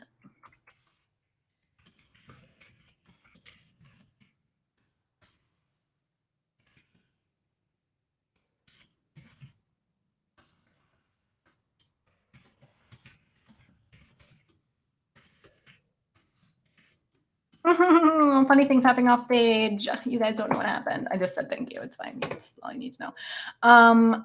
So what I do need to know is if, I mean, I guess it doesn't matter. My face is so small anyway. It doesn't matter if it's dark in here. You guys aren't looking at me. You're looking at the screen. Okay. So, I mean, maybe I should just copy some of this in there. Because, so when I did, I took like a little class on this on Monday, and they were saying that a way to save words is to like do stuff outside of it and put it into some of these things. And obviously, you know, it's just like AI art, guys. You're not going to get what you want right away, and you have to put in your own touch on it. But well, I mean, it's been really exciting so far, so I have nothing bad to say about it. So, it didn't give me sort of the length that I wanted, and it definitely didn't give me what I wanted out of like the chapter 1. So I think I'm going to use some of the stuff I got out of Claude to kind of fill this in. I also don't know how important it is for like the description. I mean, I guess I'll keep it in there. Oh, I'm on characters. So, do you love my name? I mean, we got to come up with better names. The Global Security Agency. To maintain peace, are known for blah, blah, blah, blah, blah. I mean, I could go into so much more about the characters too. Or should I do that in character? No, it's too late. It's too late. I'm going to do it here. I feel like I did that in the characters. I was determined. I didn't really talk about how she was like an introvert and stuff. She is. She's super introverted. You know, she'd rather be at home with a book and a cat than go out drinking on the nightlife. That's okay. She's not very close with a lot of the other people in her whatever unit, other than Henry, who she's in love with. Hardcore. And it's really fun because the whole first chapter is basically one whole YA romance novel in one, because they have to have their budding romance, and they have to fall in love, and then she dies right away. So, and then it moves on. So it's kind of fun and exciting. Okay, so Let's put, I don't think I need to put that Cass is unaware of her ability to jump into bodies because we don't even want that information in chapter 1, right? We don't want it mentioned because we don't want the reader to know. And as we know with AI, if you mention something, it's going to talk about it. So let's go ahead and get rid of that. Okay, so let's put, what did I just do? Undo. Undo? Control Z. Oh, God. I copied the whole thing. That's not what I want to do. I don't want to copy the message. I want to copy this part. Copy. Can I just Control Z this? Oh my God. Why is everything so hard? Yeah, okay. Okay, so let's get rid of this. Okay, so we're introduced to Cass. Introduced to Cass, a half-sure human agent, works with her partner, is known for her green eyes, for her normal life. Okay, I'm gonna get rid of that.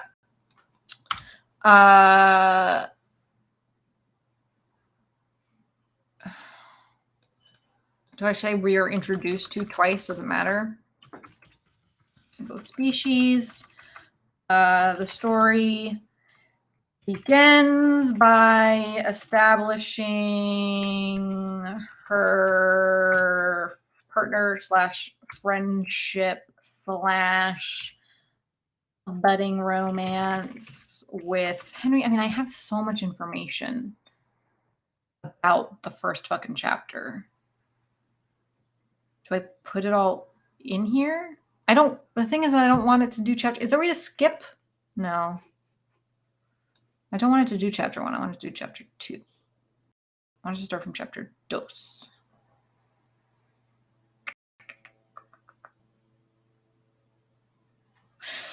Oh, maybe there is is there a way to skip?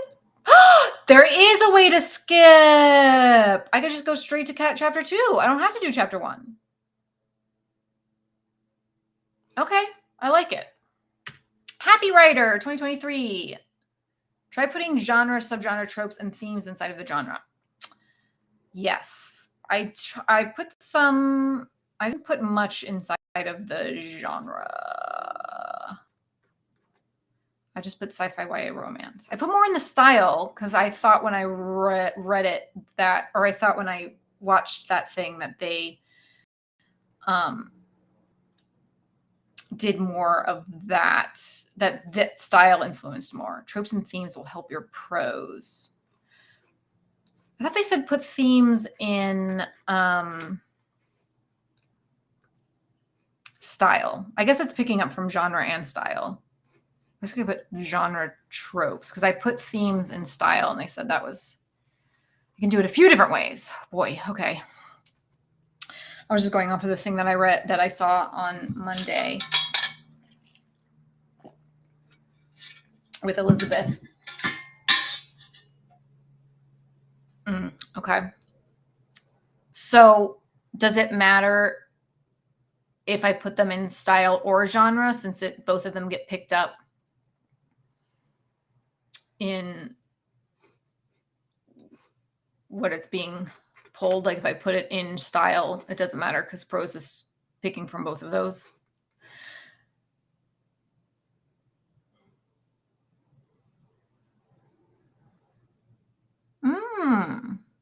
Tone of story. That's a good one.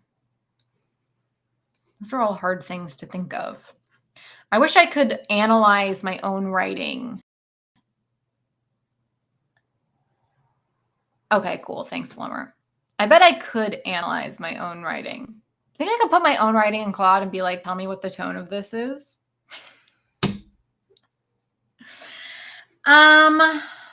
Edgy, probably. Yeah. Dark comedy,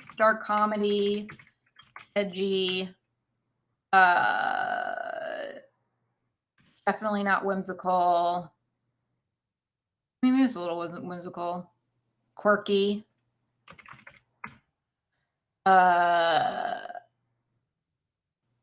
I mean, it's basically just me. Like, how would you describe me? I see.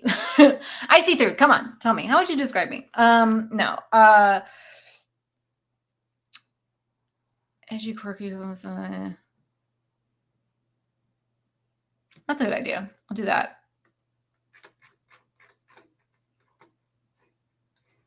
Boom. Love it.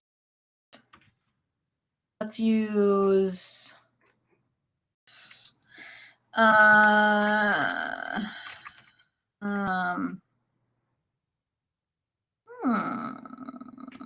acting as a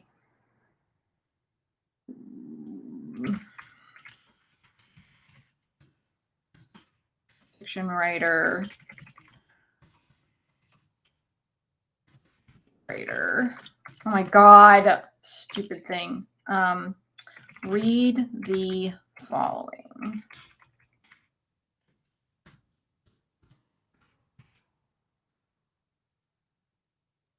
Read the following synopsis and give me a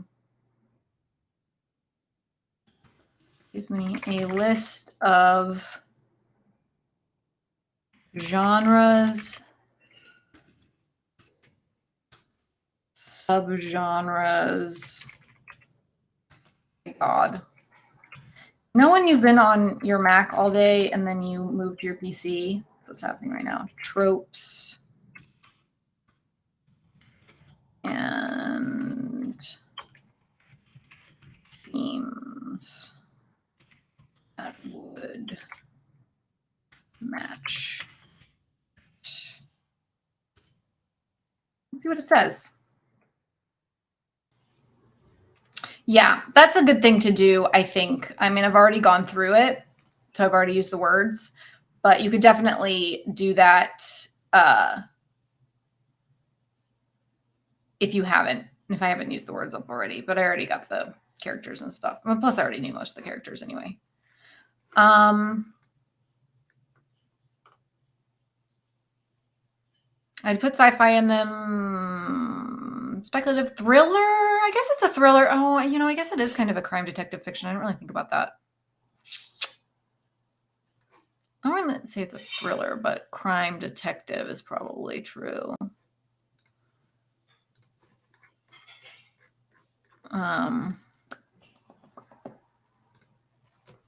Crime detective sci-fi.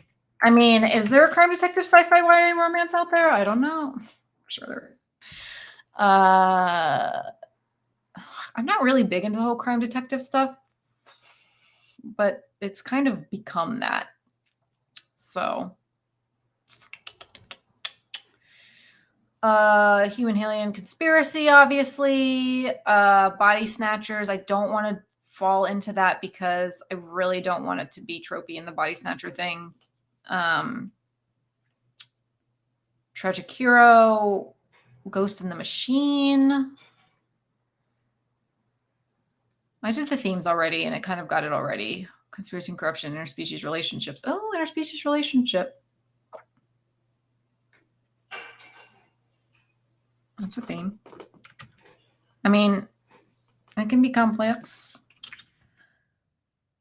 Oops.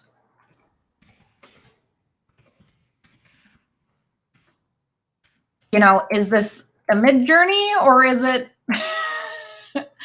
a stable diffusion? I guess we're going to find out. If it's a mid-journey, I'm going to break it. If it's a stable diffusion, it's going to love this. Okay, so okay, so tragic hero, human aliens. Tragic hero. I think I like this. Okay, so let's just go with that. That's great. I love it. All right, perfect, wonderful. Done. Got sidetracked. Thank you, Happy Writer. This was great. Don't I have point of view in there? Thought I did, unless I got rid of it. Oh, I guess I didn't. I said point of view, first person. You know what?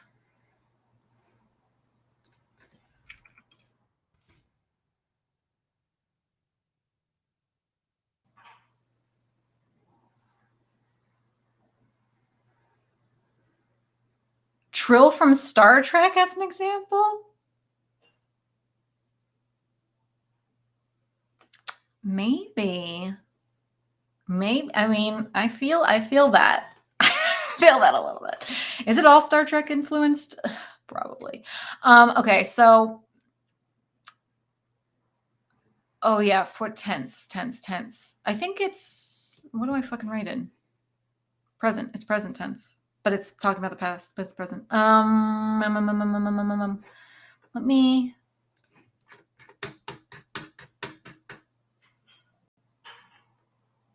It's present. Present tense. Okay. Yeah. It's 100% it. Oh, well, you know, all things are stolen. What are you going to do? Yes. Which one? That was from the last one, right? I See Through. Those from 9 or oh my god, why can't I freaking think of it? The one Deep Station. Oh my god.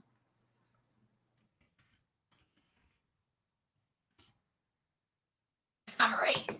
Thank you. Deep Space Nine. Thank you. It was from Deep Space Nine.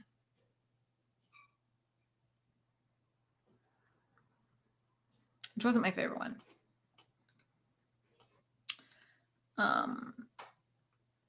Okay, so what was I talking about? Oh yeah, so okay, so this is interesting. Okay, before I got sidetracked. Okay, so we don't have, it doesn't have to write a chapter 1. I think you can jump to chapter 2. I think it lets you. So maybe I'll just leave chapter 1 because I already wrote it. I know what happens. Oh, she was brought back in Discovery. Okay.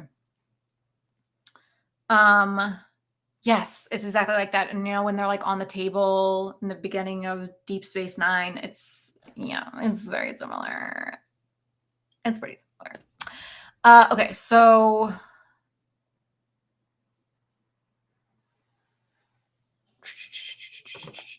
maybe I'll just go on to chapter 2 and we'll see how it does it with chapter 2. Great.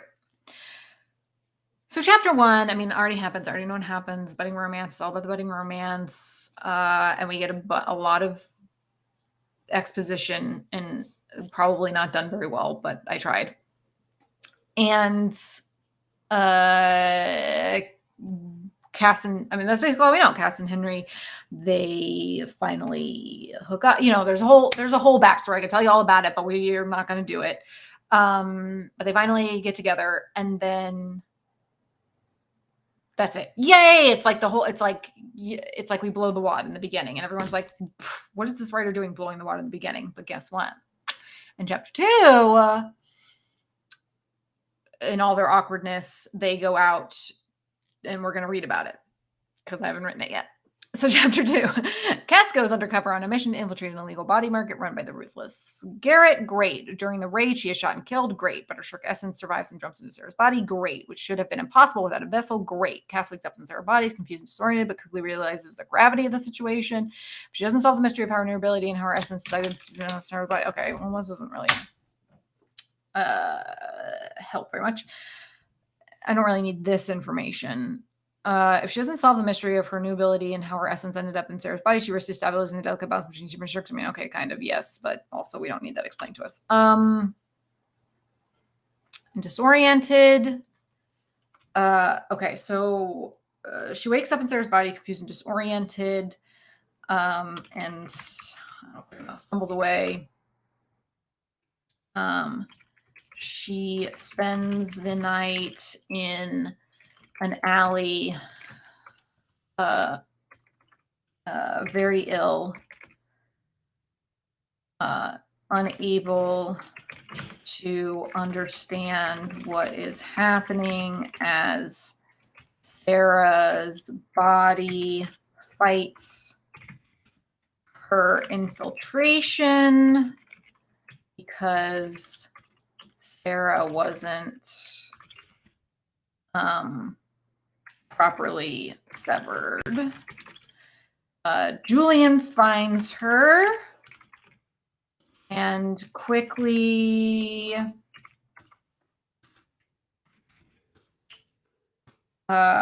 realizes what happens, even though he is heartbroken to not have found Sarah in time to save her, which we won't really know about until later when we get into Sarah's memory, so that's fine. It's fine to allude to. He decides to take Cass / Sarah back to his lab to help her navigate this difficult transition.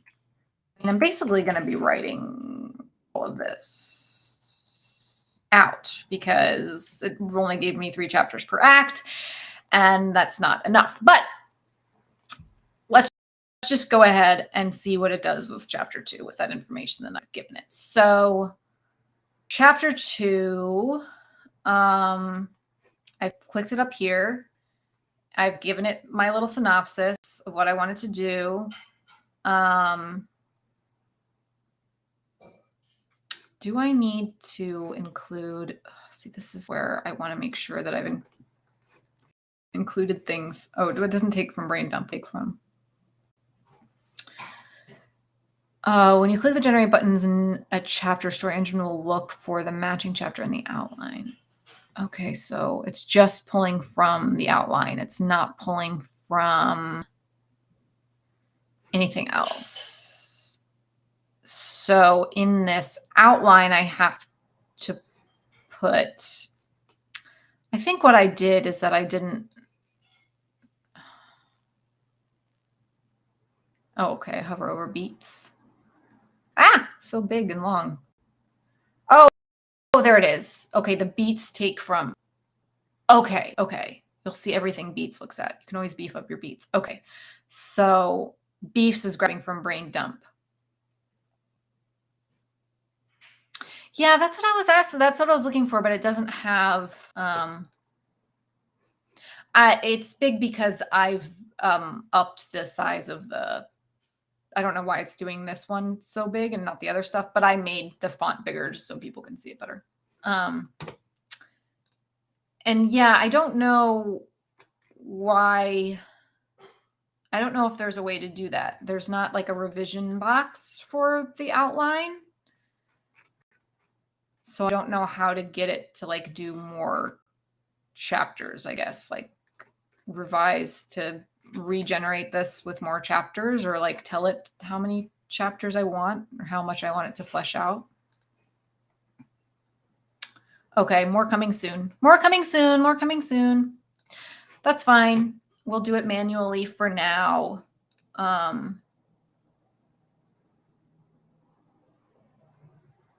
Gotcha.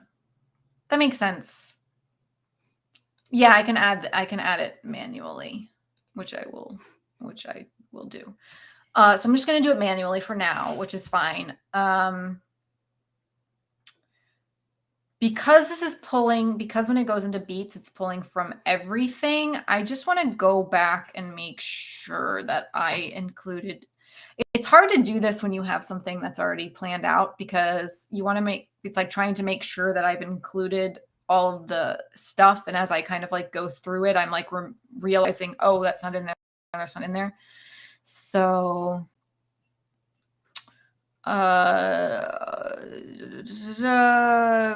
okay, great. So his relationship with Sarah is in there. Okay, great. So I don't have to expand on that here because it's in brain dump, and once we get to beats, it will hopefully read all of it. We'll see. I mean, it's done a good job so far. So okay, so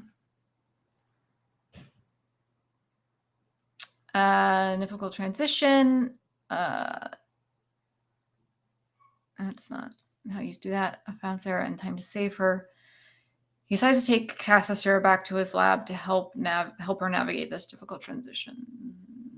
I guess so. And then chapter 3 would be them doing that. So that's enough. That's plenty. That's a lot in one chapter. So I say that as if I know what I'm doing. I read a lot of books. Okay, so let's do it. I'm scared, but let's do it. Okay, so we're going to do chapter 2. We're going to generate beats. And then there is some information about this. Ooh, we're running over time, but that's fine.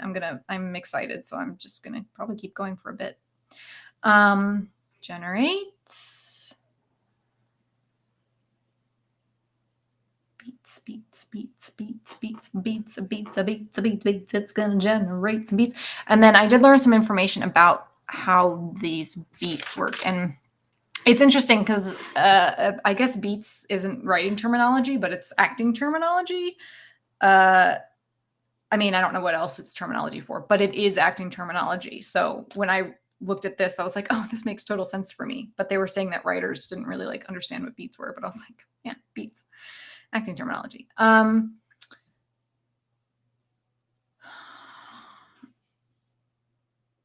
no, it did chapter 1. Even though I wanted to do chapter 2, even though I clicked on chapter 2. Oh, wait. I think I did something wrong. Okay, so maybe I think I did this wrong. I think what you have to do if you want to do a different one, create chapter. Gotcha. Gotcha. Oh, it goes next to each other. This makes sense. Okay, great. So I don't want this, but whatever. We'll just leave it there. That's fine. Okay, so I don't know if you guys saw that, but it doesn't, it creates something next to it. So you have to, the italic is confirming which is which. Oh, here. Okay, perfect. Thank you. Awesome. Okay, so I had to create the new chapter. Okay, I wasted 400 words. It's fine. It doesn't matter. It's not the end of the world. I keep looking at my microphone as if that's the mic when I'm talking, as if that's the camera when I'm talking to you guys. It's a new setup. It's hard. Okay, so I'm going to do it again. Fingers crossed. Join on a nail. Probably shouldn't. Beats. It makes sense to me. Okay. Getting notified that there's going to be pollen tomorrow. That's what there's gonna be pollen in the air, and my computer wants me to know about it. Don't know why. I don't have allergies. And my doggy really wants to come in, and we sing songs when we're waiting for our beats to go. Okay.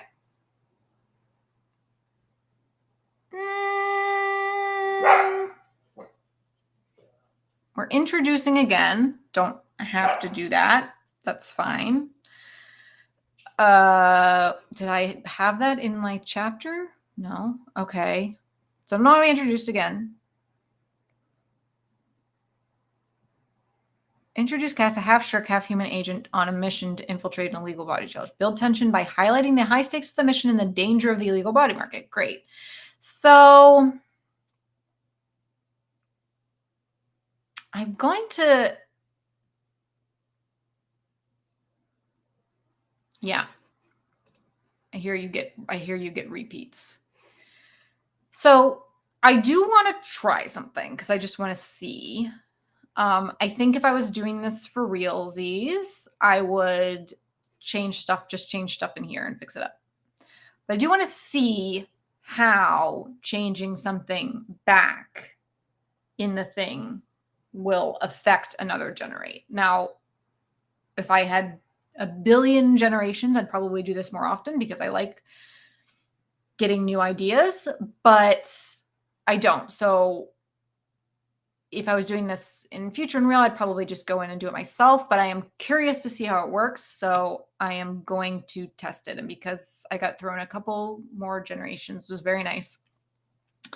I'm going to do it. So what I want to do is I want to change something in this chapter 2 description, but let's read through it really first so that we can really see what's going to happen. Okay. So we introduced her. We don't need that. That's fine. We could change that. I think what I'll probably do in the chapter description is like, instead of just saying she goes on an illegal raid, I'll like talk about maybe how it happens, which I'll go back and change. Okay. 2, build tension by highlighting the high stakes of the mission and the danger of the illegal body magnet. Great. Building tension is great. Okay, during the raid, Cass gets shot in the chest and killed instantly, leaving readers shocked because main character dies in the second chapter? Get out of town. You guys thought Ned Stark was crazy. This is crazier. Sorry. Leaving readers shocked and uncertain. Next. Great. Cass's consciousness survives and jumps into Sarah's body, leaving her confused and disoriented as she wakes up in a new body. Show Cass's struggle to control Sarah's movement and the physical pain she experiences in trying to take control of the body. Great. Introduce Julian. I probably do need more action.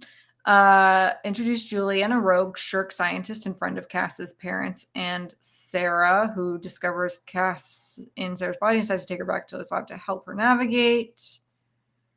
Highlighted as not being able to save Sarah and his empathy for Cass's situation. Show the challenges that Cass faces as she tries to adapt to Sarah's body. The new reality she finds herself in, including the physical and emotional strain of the transition and the difficulty of adjusting to Sarah's memories and personality.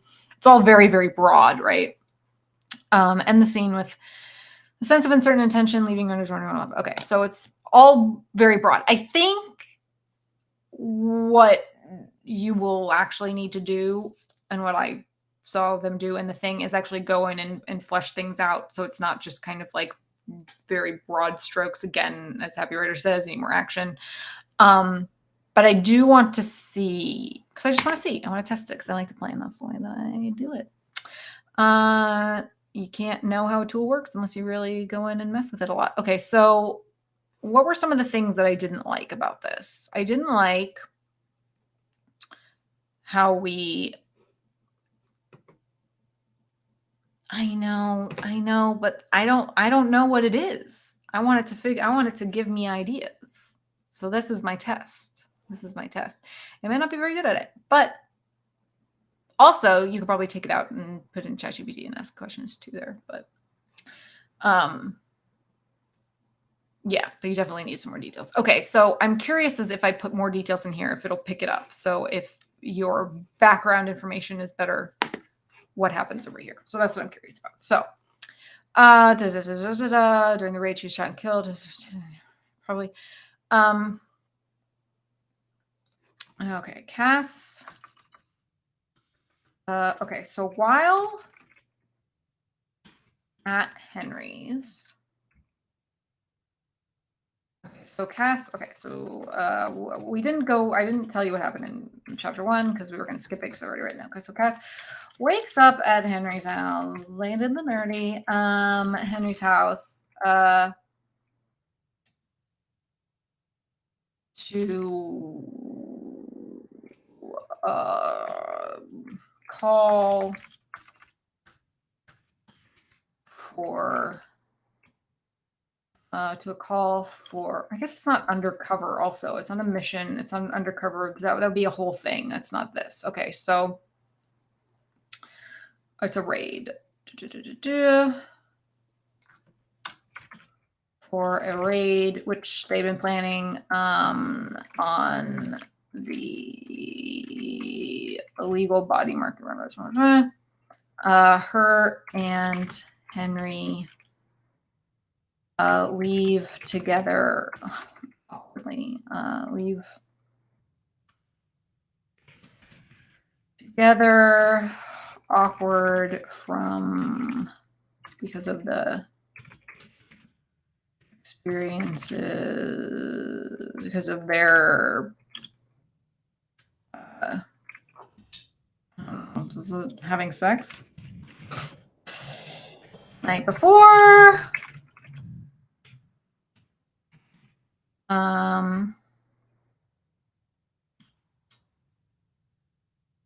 During the raid, Cass is shot and killed. Okay, so when they arrive at the scene, they find, I don't know, fucking something.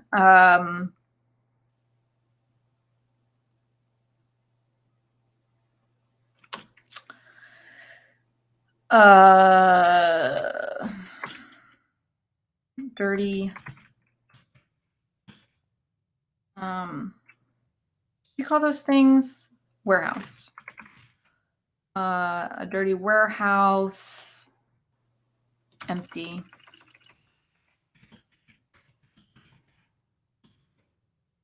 Warehouse. Thinking they have been misled.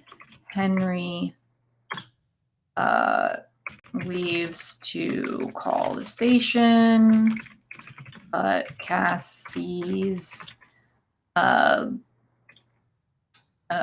he's out there. See, I'm just adding a bunch of fucking random information. While he is out there, Cass notices a light source. She goes light source that ends up being a I don't know, fucking trap door, and she goes to investigate on her own because she is, I don't know, whatever, you come up with that.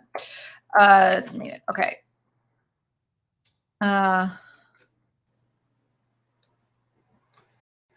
When she enters the hidden passage, she notices stuff. She enters the hidden passage. She hears loud. She hears the noise of a loud crowd. She goes. This isn't going to work out the way that I want it to. She goes to. She goes toward the noise and finds an auction. Okay. I'm just going to, okay, I'm going to do this, and then we're going to do the beats. I was like, I think I'm doing that. I'm going to do this wrong, but I just want to see what it looks like. I just want to see what it looks like. I understand all your guys' recommendations, and I freaking love it, but I just want to see what it looks like. Okay, so I'm going to do this first. I'm going to stop, though. I'm going to shorten it so that I don't waste more time. She tries to stop it and is shot and killed. Okay. I know. This is like me being like, guys, when you're doing AR, do it this way. Don't do it this way. But also, we all have to make our own mistakes to really learn. Okay, so great. I didn't really know any of that happened anyway, and I'm not 100% on board that it does, but I just wanted to fill in some information and see what happens. And it's going to happen exactly as they told me, that it's not going to do enough, and that filling in the beats is really what you want to do. But let's go ahead and test it anyway. Generate.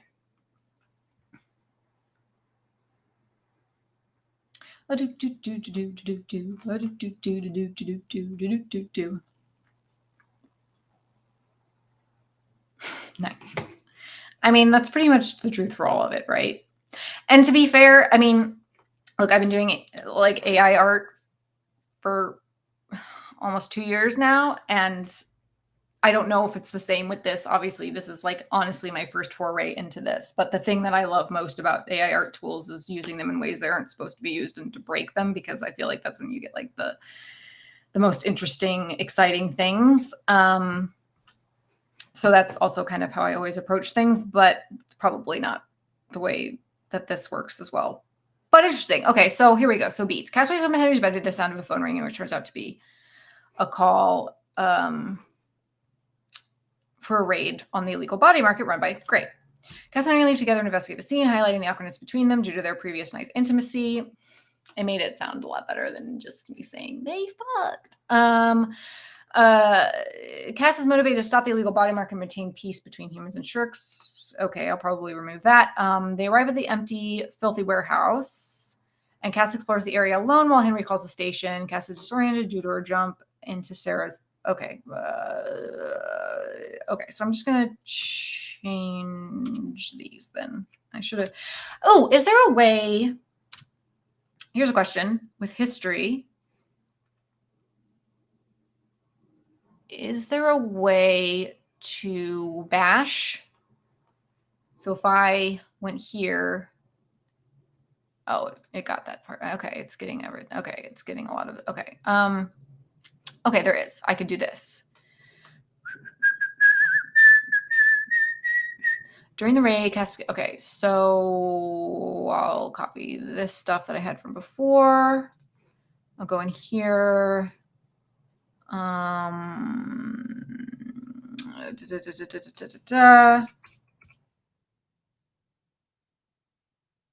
my numbers are going to be all off.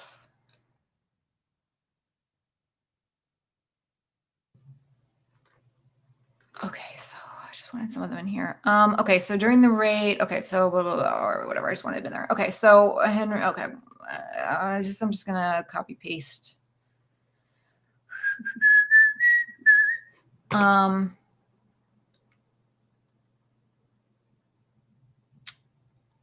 I guess I'll just put this in there, like what they were saying.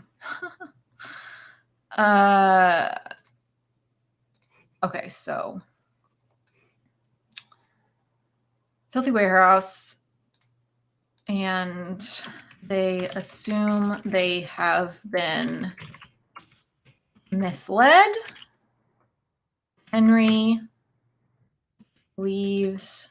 Oh, okay. Cass explores the area alone while Henry.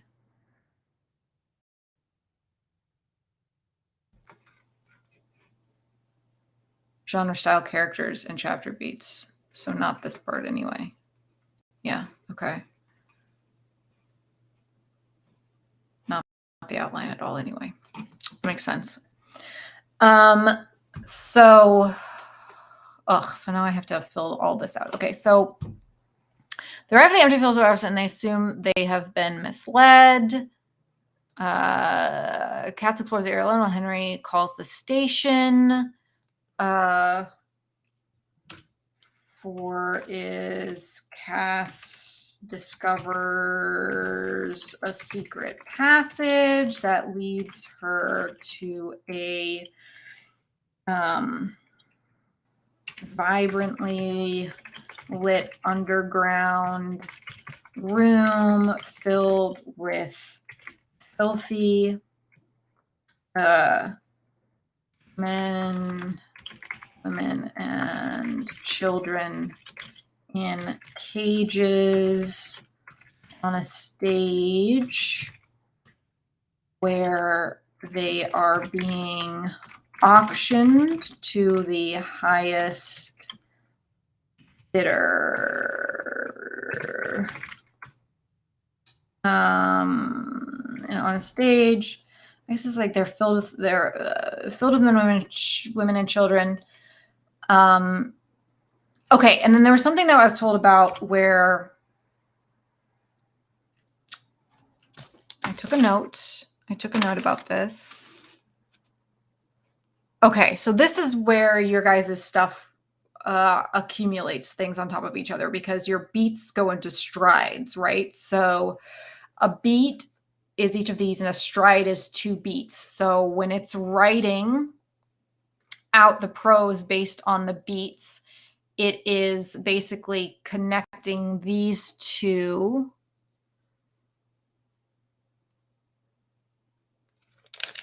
and you connect them by running them together, right? Write 1 and 2 together. Do you do that with like half? You do that with half a sentence, right? So I would be like, wakes up to a call of a legal body market run by Garrett. Cass and Henry leave. Is that how you do it? Together? Is that kind of how you do it?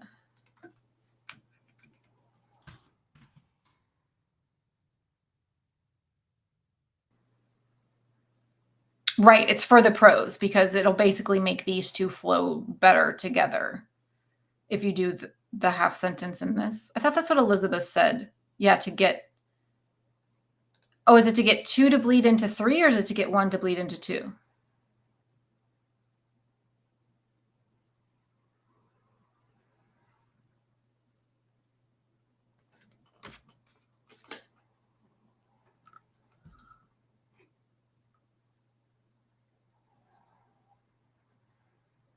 Okay, 2 to 3 to bridge strides. Okay.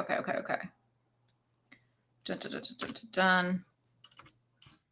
So we want to put that back there. Okay, 1 and 2 we'll write together, and then 2 to 3.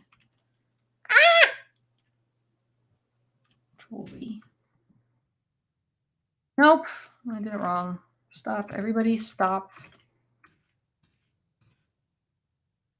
Put. I hate PCs. Okay. And I should have more detail in here. So we're like Cass and Henry leave together in his Chevy pickup or something. Like just coming up with random shit. Okay, so I don't want this. Nice intricacy.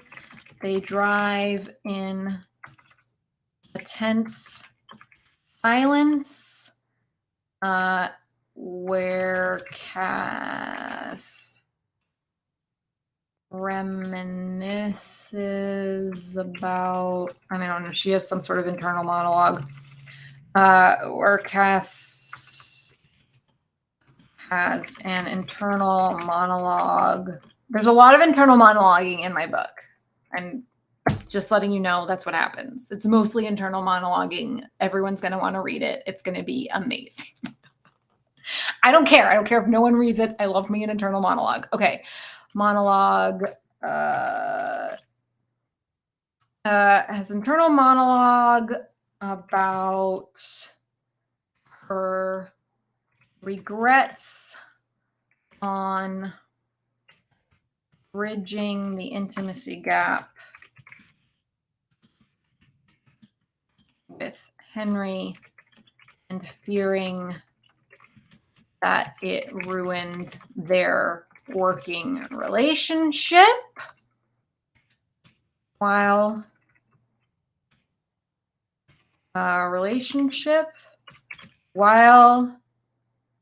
preoccupied with these thoughts. They arrive. Cass realizes they have arrived. They've arrived at an empty, filthy warehouse. Where? Okay, great. Oh, internal thoughts can confuse the AI. Oh, boy. It's not going to be good with me. If they're too close to the prior beat. Okay, well, I didn't have anything. Okay, I didn't have anything in the prior beat about that. It was all in that one beat. Okay, so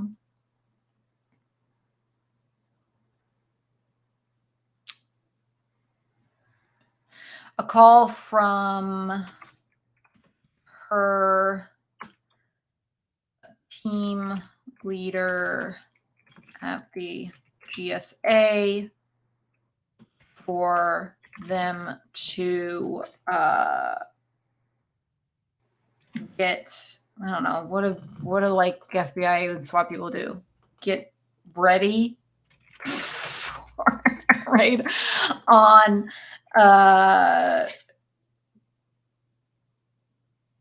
okay. Leave Henry's house together to investigate. Oh, leave Henry's house together to head to the raid.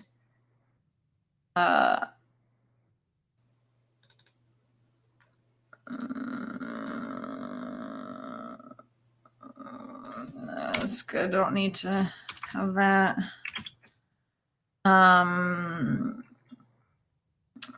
We arrived at an empty building. Okay, but some image on cages. Are they being bid auction at the highest? Okay, great. This is fine.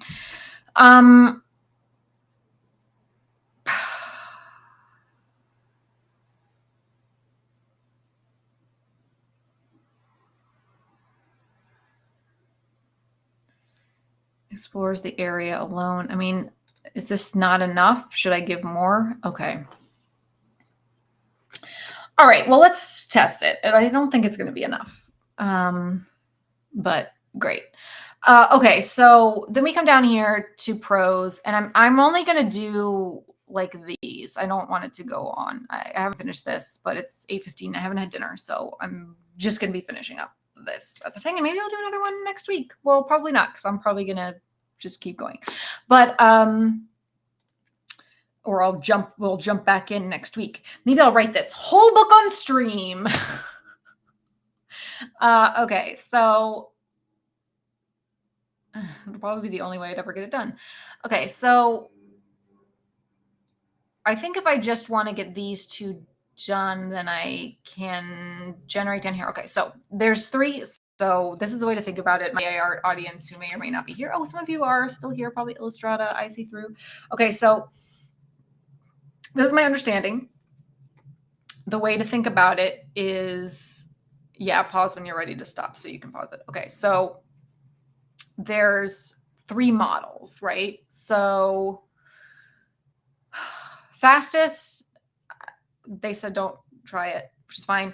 Most accurate is ChatGPT, and best prose is Claude. Yeah, don't do fast. I think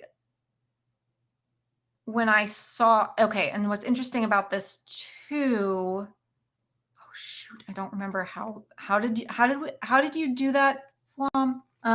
Or how did you guys do that where you can run, I can duplicate this and I can duplicate all of this, and so then I can run one in one.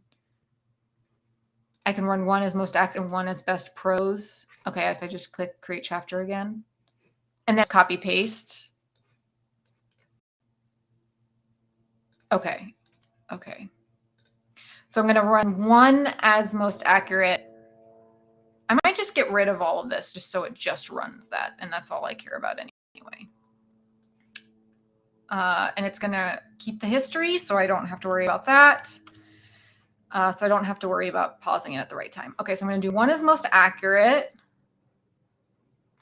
and one as best prose because I'm a masher. I like to mash. That's how I do AI art too. And so this will give me, oh, it does both of them. I forgot about that. Okay, so you can't do them at the same time because it'll change both. Okay, so I'll do the first one and then I'll do the next one. Okay, so let's run it first. So this is ChatGPT 4, I believe. So we're going to just go ahead and generate it. If I wanted it to pause, I could also pause it so it doesn't do all the full beats, but I just took out the beats that I didn't want it to do because I didn't feel like looking at those beats anyway. So we'll go back and we can do it later, and I'm just going to waste some generation. That's fine. I got a little bit so that I can waste it. Okay, so let's do it. Most accurate. Oh, it'll pause. Okay, so I'm going to pause it anyway. So do I pause it when it starts beat 3 and 4? It says it'll write more beats than I have in there. Or do I pause it now? Because I don't want to pause it now. I want to get it through 3 and 4. So do I pause it when it shows 3 and 4? Okay, when it shows 3 and 4, I'm going to pause it. And then it'll keep, whenever you pause it, it'll finish out the stride that you're on. Oh, okay. Well, happy writer, you should report that it'll write more. Should we watch and see? I'll watch and see. Let's see if it does more. Live bug reporting on Figure It Out. Okay. Da, da, da, da, da.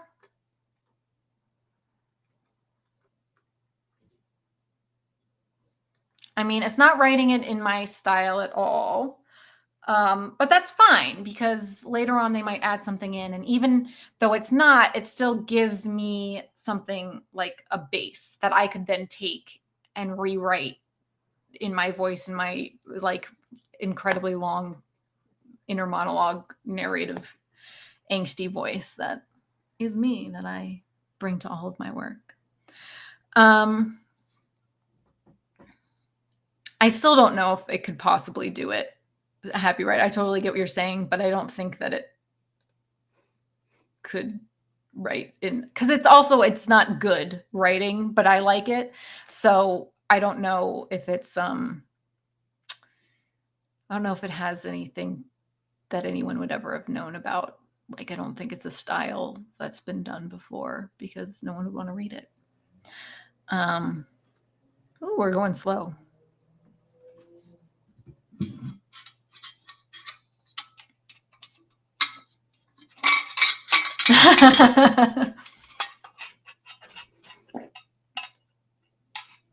Okay, maybe next time I'll put my style in like chat in Claude or something and ask it to, oh, okay, I'm not pausing it because I want to see if it's going to go.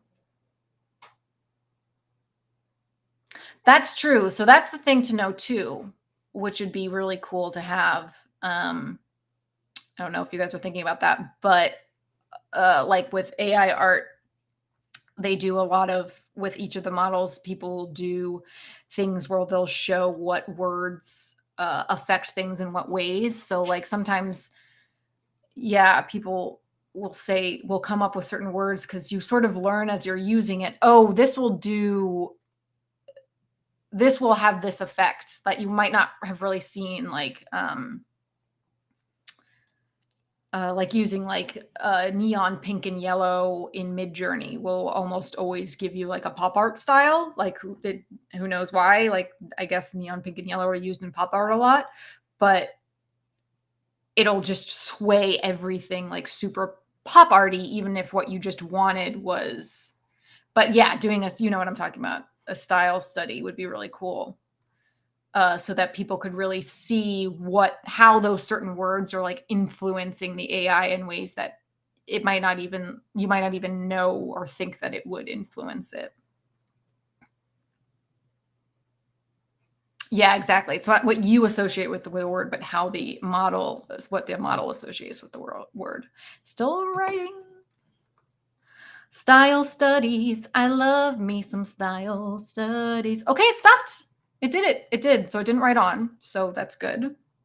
So just did that. Okay, so I'm gonna write next to this that this was most.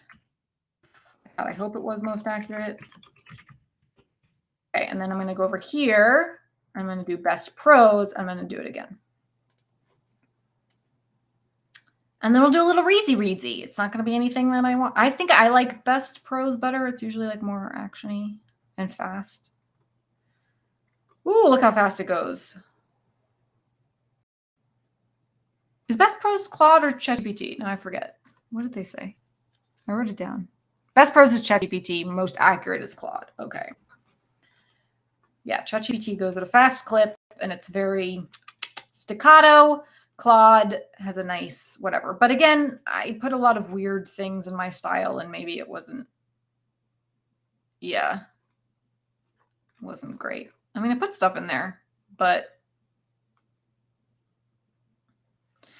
where's the dot comedy? Where's the edgy? Where's the quirky? Where's the social inequality in the world? Otherworldly and stuff. I'm sure that this is basically like your prompt, like the way that you think about when we think about AI art prompting. This is probably very much that. That's how you get. Yeah, your style. I tried to do like a person because you can do artists obviously with AI art, but I don't think it did anything, which is fine. I don't want it to sound like him exactly. I was just curious to see if it would work. Okay, so yeah, so let's see, one is much longer than the other. So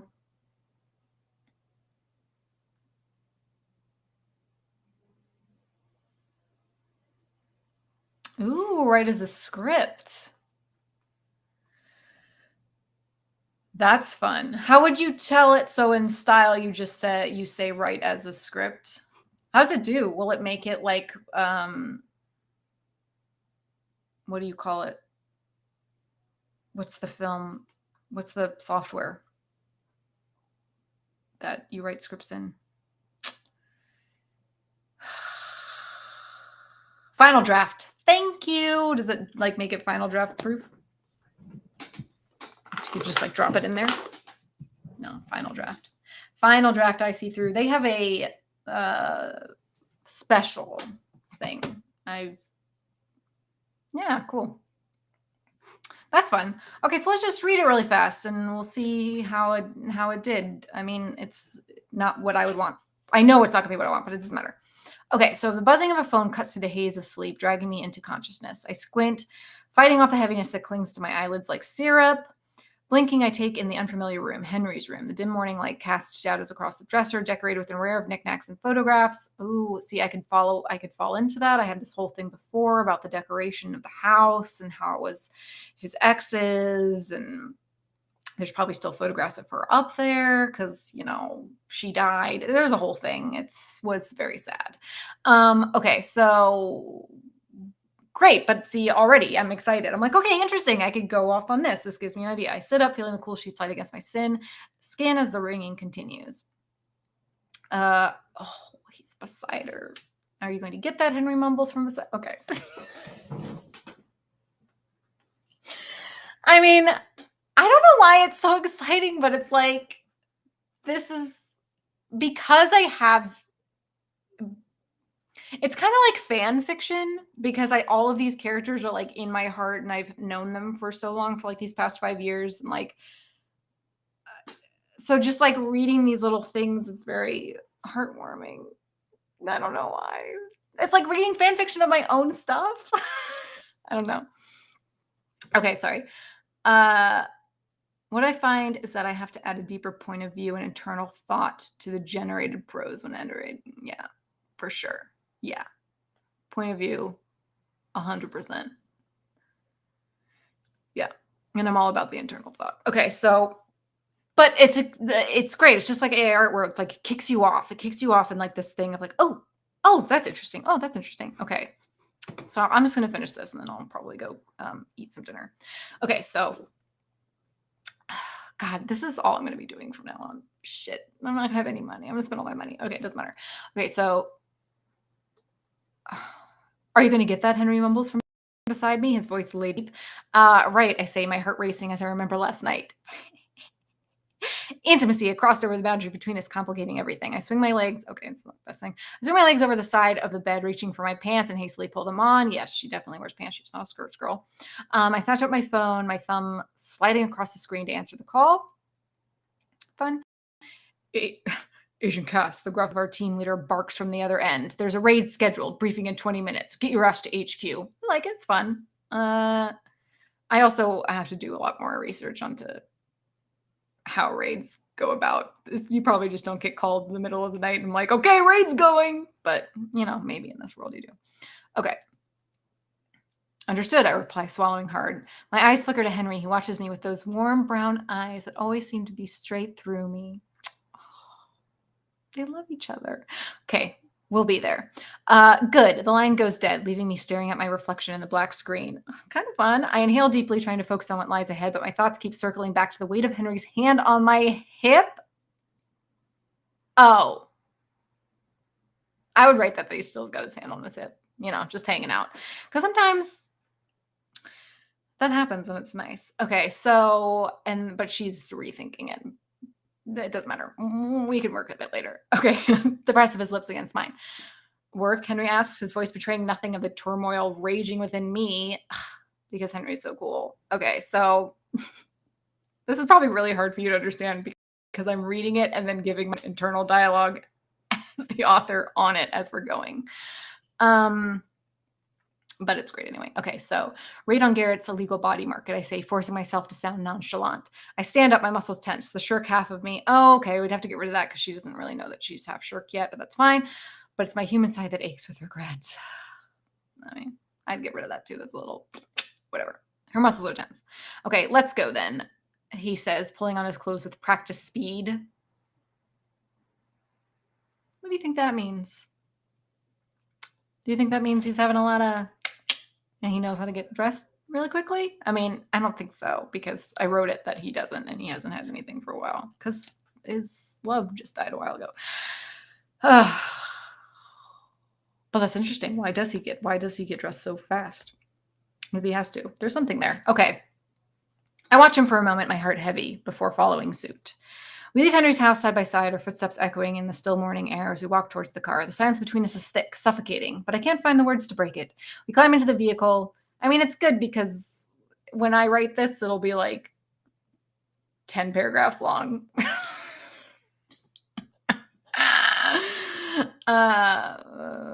Because that's how I write it. It's fine. But I can't find the words to break it. We climb into the vehicle, and as Henry starts the engine, I stare out the window, trying to sort through the tangled knots of emotions inside me. Why did I let it happen? I wonder, clutching my fists in my lap. Our partnership has always been built on trust and professionalism, but now that delicate balance feels shattered, replaced with uncertainty and doubt. And I'm not even sure if I regret it or if I'm afraid of it or what it just means for us. Very on point. Hey, Henry says suddenly, glancing over at me. We'll get Garrett this time, okay? See, that's what I haven't played with yet either. I haven't played with the actual SudoWrite tool at all. I came upon this very lately. But this is interesting. We'll get Garrett this time, okay? What's the backstory here? What's the backstory with Garrett? I don't know. I didn't write any of that. But it makes me wonder, why is she so invested? This makes me feel like she is invested. So maybe she had something invested. So maybe I have to go back and come up with a reason why she's really, really invested in this. They lost somebody. Something happened beforehand. I don't know. Oh, you know what? He's probably part of the terrorist organization. I think he is, actually. That killed her parents. Yeah, okay, so we're good. She's good. He thinks that she's all upset because of the whole Garrett thing, but really she's upset with... Ooh, okay. I will play with that. Maybe that'll be next week. But really she's upset with... the fact that they had sex. Okay. Right, I whisper, nodding, but my thoughts are far from the raid. Oh, see, it knows. They're centered on the space between us, a chasm that seems to widen with every passing second. I love it. I would take that. I would expand. And once you have the thing that it can write in my own voice and it knows how much I love just 20 paragraphs of anxious inner monologue, it's going to be a dream. It's going to be a dream. And then I could rewrite it all for a podcast, and then I could do the podcast. I mean, and then maybe I could do it again, but I could rewrite it all for a graphic novel, and I could make a graphic novel using Stable Diffusion Control Net. I mean, possibilities are endless. Okay, so I'm going to finish. We haven't even read the second one, which I don't even care about reading. Okay. The car comes to a halt, and I blink, realizing we've arrived. I mean, it's definitely got the YA romance novel down pretty packed. So it's doing a pretty good job. Okay, the car comes to a halt, and I blink, realizing we arrived at the designated location. It's an empty warehouse. Its walls marked by grime and graffiti. Okay, great. A feeling of uneasy creeps up my spine. It's too quiet, too still. Something isn't right. Looks like we've been misled, Henry murmurs. I mean, the dialogue could be better, but that's fine. His warm brown eyes scanning the desolated scene. Stay here and call the station, I tell him, my voice tense. I'm going to go take a look around. Be careful, he says, his gaze meeting mine for a moment before I stop the car. I mean, it never makes sense that people show up without the rest of the backup. I mean, it happens, and that's a trope, right? It happens in every movie. They show up, there's no backup, and they go in anyway, because it kind of has to be that way. Maybe I'd change that. Maybe I'd fix it. Maybe they all show up together. Okay, so the warehouse looms before me as I enter, its darkness swallowing me whole. I shiver, pulling my jacket tighter around me as I walk forward. My steps echoing in the silence. Every instinct screams at me to turn back, that this is a trap, that we're playing right into Garrett's hands. Focus, Cass, I whisper to myself, my green eyes. Okay, well, you don't need to know her eyes are green again. Flickering over every corner, searching for something, anything out of the ordinary. You need to find the truth. I come across a wall. It seems at a place. Heart skips a beat. This could be it. My fingers trace along the cold surface, searching for a hidden switch or a lever. The sound of my own breathing fills my ears, pounding like a drum. Gotcha, I mutter as I find... I think she'd probably be cooler in this circumstance, but that's fine. Gotcha, I mutter as I find a small button tucked away. A small button? Beneath a layer of grime. I press it, and the wall shifts, revealing a secret passage. My pulse quickens with excitement and dread, but my curiosity is stronger than my fear. I ascend into the depths, the vibrant light from... You can see how I'm like... I love the romance stuff a lot more. Oh, sorry, Happy Writer, you're talking. 20 to 26 beats can generate like 5 to 1,000, so be careful. Yeah.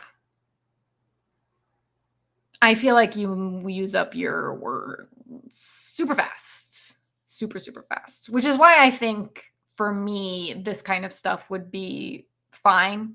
Like, this is all I need. And then I would probably go out and like rewrite it myself. But because I have this nice like template, it makes it that much easier. Or maybe I'll try SudoWrite. I don't know. I just have a very distinct style that I write in. So,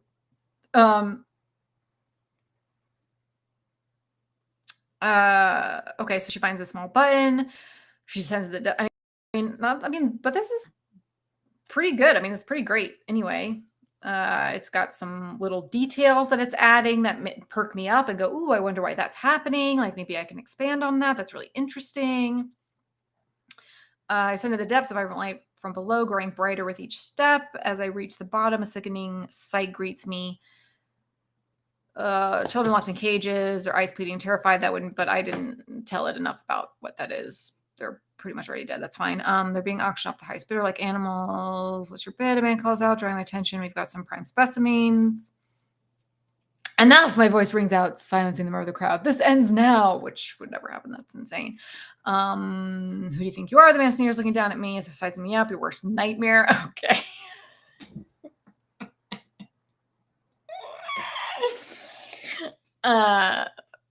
That's ridiculous. She can't help but smile at her own cliche. Okay. Get her, he shouts. And suddenly I'm surrounded by sea under the forest. And bring it on, I challenge. Doesn't know about her surrounded. I just hope Henry gets her soon. Okay, obviously all of that at the end wouldn't happen. I would remove that because we're not in a bad Western novel.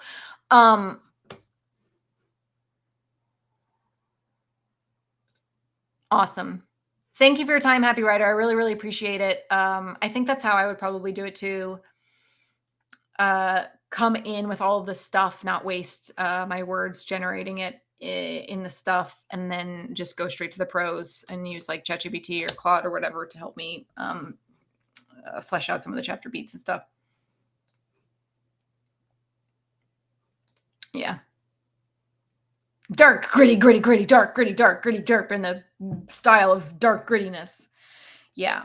I think what'll be really interesting, which is hard to do because you use up nice dark right yeah.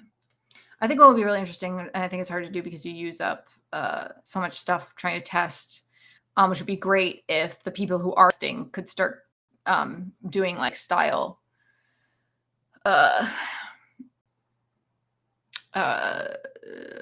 style tests and put them out to say what kind of words have what different effects and stuff the way they do with the art. That'd be really cool. And I think it would help a lot of people when they're trying to come up with their genre and their styles and what words they want to use in order to really mold. Oh, cool. That's fun. Yeah. Okay, so I'm just going to go over 2 more things for the people who are watching who aren't pros already, is that you can send this to your SudoWrite, which is cool. So you can send this over into your like main doc of your SudoWrite and like continue to write out there. And then I think that was pretty much it. So anyway, those are sort of the tips and tricks that I have learned, which aren't a lot. It was just like the 2 little things. And then the wonderful people who joined Flommer and Happy Writer, thank you so much for adding your tips and tricks to it. I am definitely going to take all of your advice and continue to work on this and see if I can actually, it's been 5 years, so maybe I can actually find the time to do it. Probably the only time I have is every Wednesday at this time, or the only 2 free hours I have during the week. But thank you. Thank you. I do. Thank you. Appreciate it. It's a great tool. I'm very excited for it. I'm very excited to watch its growth and progression. It's exactly what I've been asking for like a good couple months now, ever since like ChatGPT first came out. I was like, when are we going to get something like this? I think it's really, really awesome. So kudos to you guys for being freaking amazing. Kudos to the AI art, to the AI community in general for being freaking amazing, and for everyone coming together and making this stuff. I really look forward to using it and seeing what else comes out of it. And if you guys want to come next week, maybe I'll continue the story. I know you're all invested. I know you're all invested. And you guys don't even know the freaking half of it. Okay. Thank you all. Good night. I'm going to go get dinner. I will see you next week. Peace out.